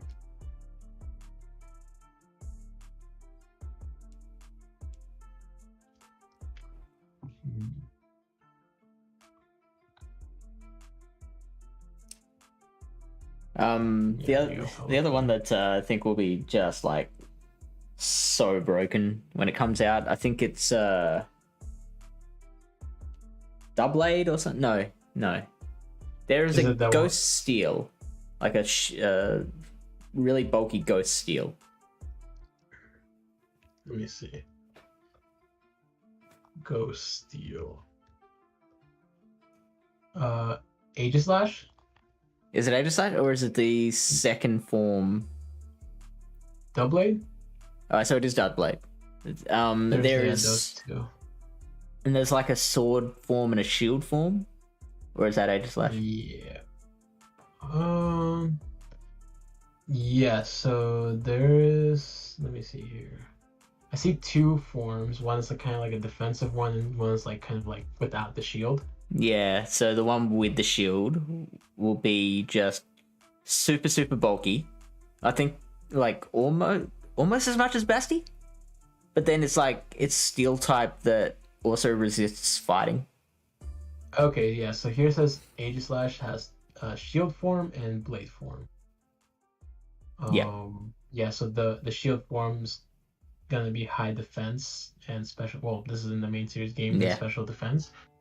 And then the other one's more attack weighted. So that's gonna be fun and interesting. I don't know how much defense it has. Pretty sure it's a lot. I wonder if we can bring that up Oh. in the battle sim. Would it have it? That'd be crazy. Let's see. It does. Look at that 2733 stat product Holy crap! as opposed to Yo. what's Basti? Oh my god! It's 2762. That's insane. And Psycho Cut as a fast move. Shadow Ball, Flash Cannon, Gyro Ball. Oh my god, that's insane. So what weaknesses would it have? It would have fire, Yeah. and dark, I Dark? guess, and opposing ghost. That's about it. I mean, Shadow Ball, Flash Cannon. So it has no real bait moves. It's all like hard hitting moves, which I think is fine. Yeah, because know. getting to the Shadow Balls in what is that? 9, 8, 6, 9, 8, 27, 36, 45, 54, 63. So that's 7 Psycho Cuts. 14 Yeah, turns that's to a Shadow really Ball. good. Yeah. So you would still be hitting a lot of things back. Like you can hit Shadow Ball on any fire Pokemon. There's really no hard counters, I guess, that I can see, because I can hit anything hard. Probably like an Umbreon would be your best counter. Yeah. Flash cannons would be the only thing, but even with that, Umbreon would just I don't think I'll need to shield it. 74%. So yeah, Umbreon is definitely up there. Mandy, Diggersby, that makes sense. Oh, Oh, yeah. Ground, yeah, of course. Wow. Yeah. Mandy Buzz. Yeah. Okay. G-Fist still beats it. Interesting. Oh, yeah, Makes sense. I guess. Yeah, it makes sense. Yeah. Noctowl. Starting to see Noctowl in a lot of these top 10. Yeah, right. Yeah. Such a great ghost Actually, killer. yeah, I tried to, because I've tried to pair it up with my Pokemon that I'm gonna bring, or I want to bring to regional. Yep. And whenever it's very satisfying whenever Noctowl goes into a Trev. Oh, yeah, Like, it would be. The best. just but- grab a coffee, tap. Yeah, right. I just lay back and I'm like, all right, I'm just gonna wait till this goes down. But yeah, so let's see. All right, so we've made progress today. Good hustle. Yep. Hit the showers. Learned a lot. All right, I'm gonna head. What time is it for you? Almost 1 a.m. All right.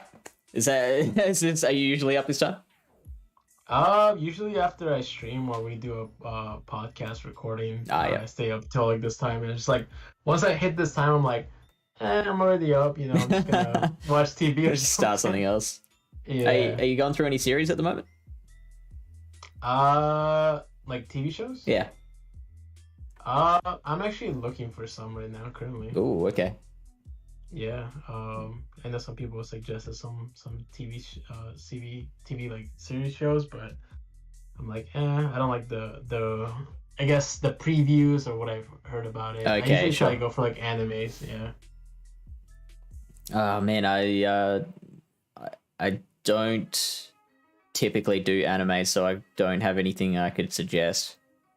Interesting. And that's not because I don't know. like anime. It's just it feels like a whole new world. It really is. I don't know if that's an anime Ryan suggested or not, but Moon is that? I don't know. I've never heard of it, but Moon Knight. If it's like on Netflix or something like that. Oh, that seems like a creepy miniseries. Oh no, it's a Marvel. Yeah, that's it. Okay. Interesting. You into your Marvel? I've never heard of it. It's Marvel, nice. I actually, yeah, I'm into it. Yeah. Kind of like a nerd, so.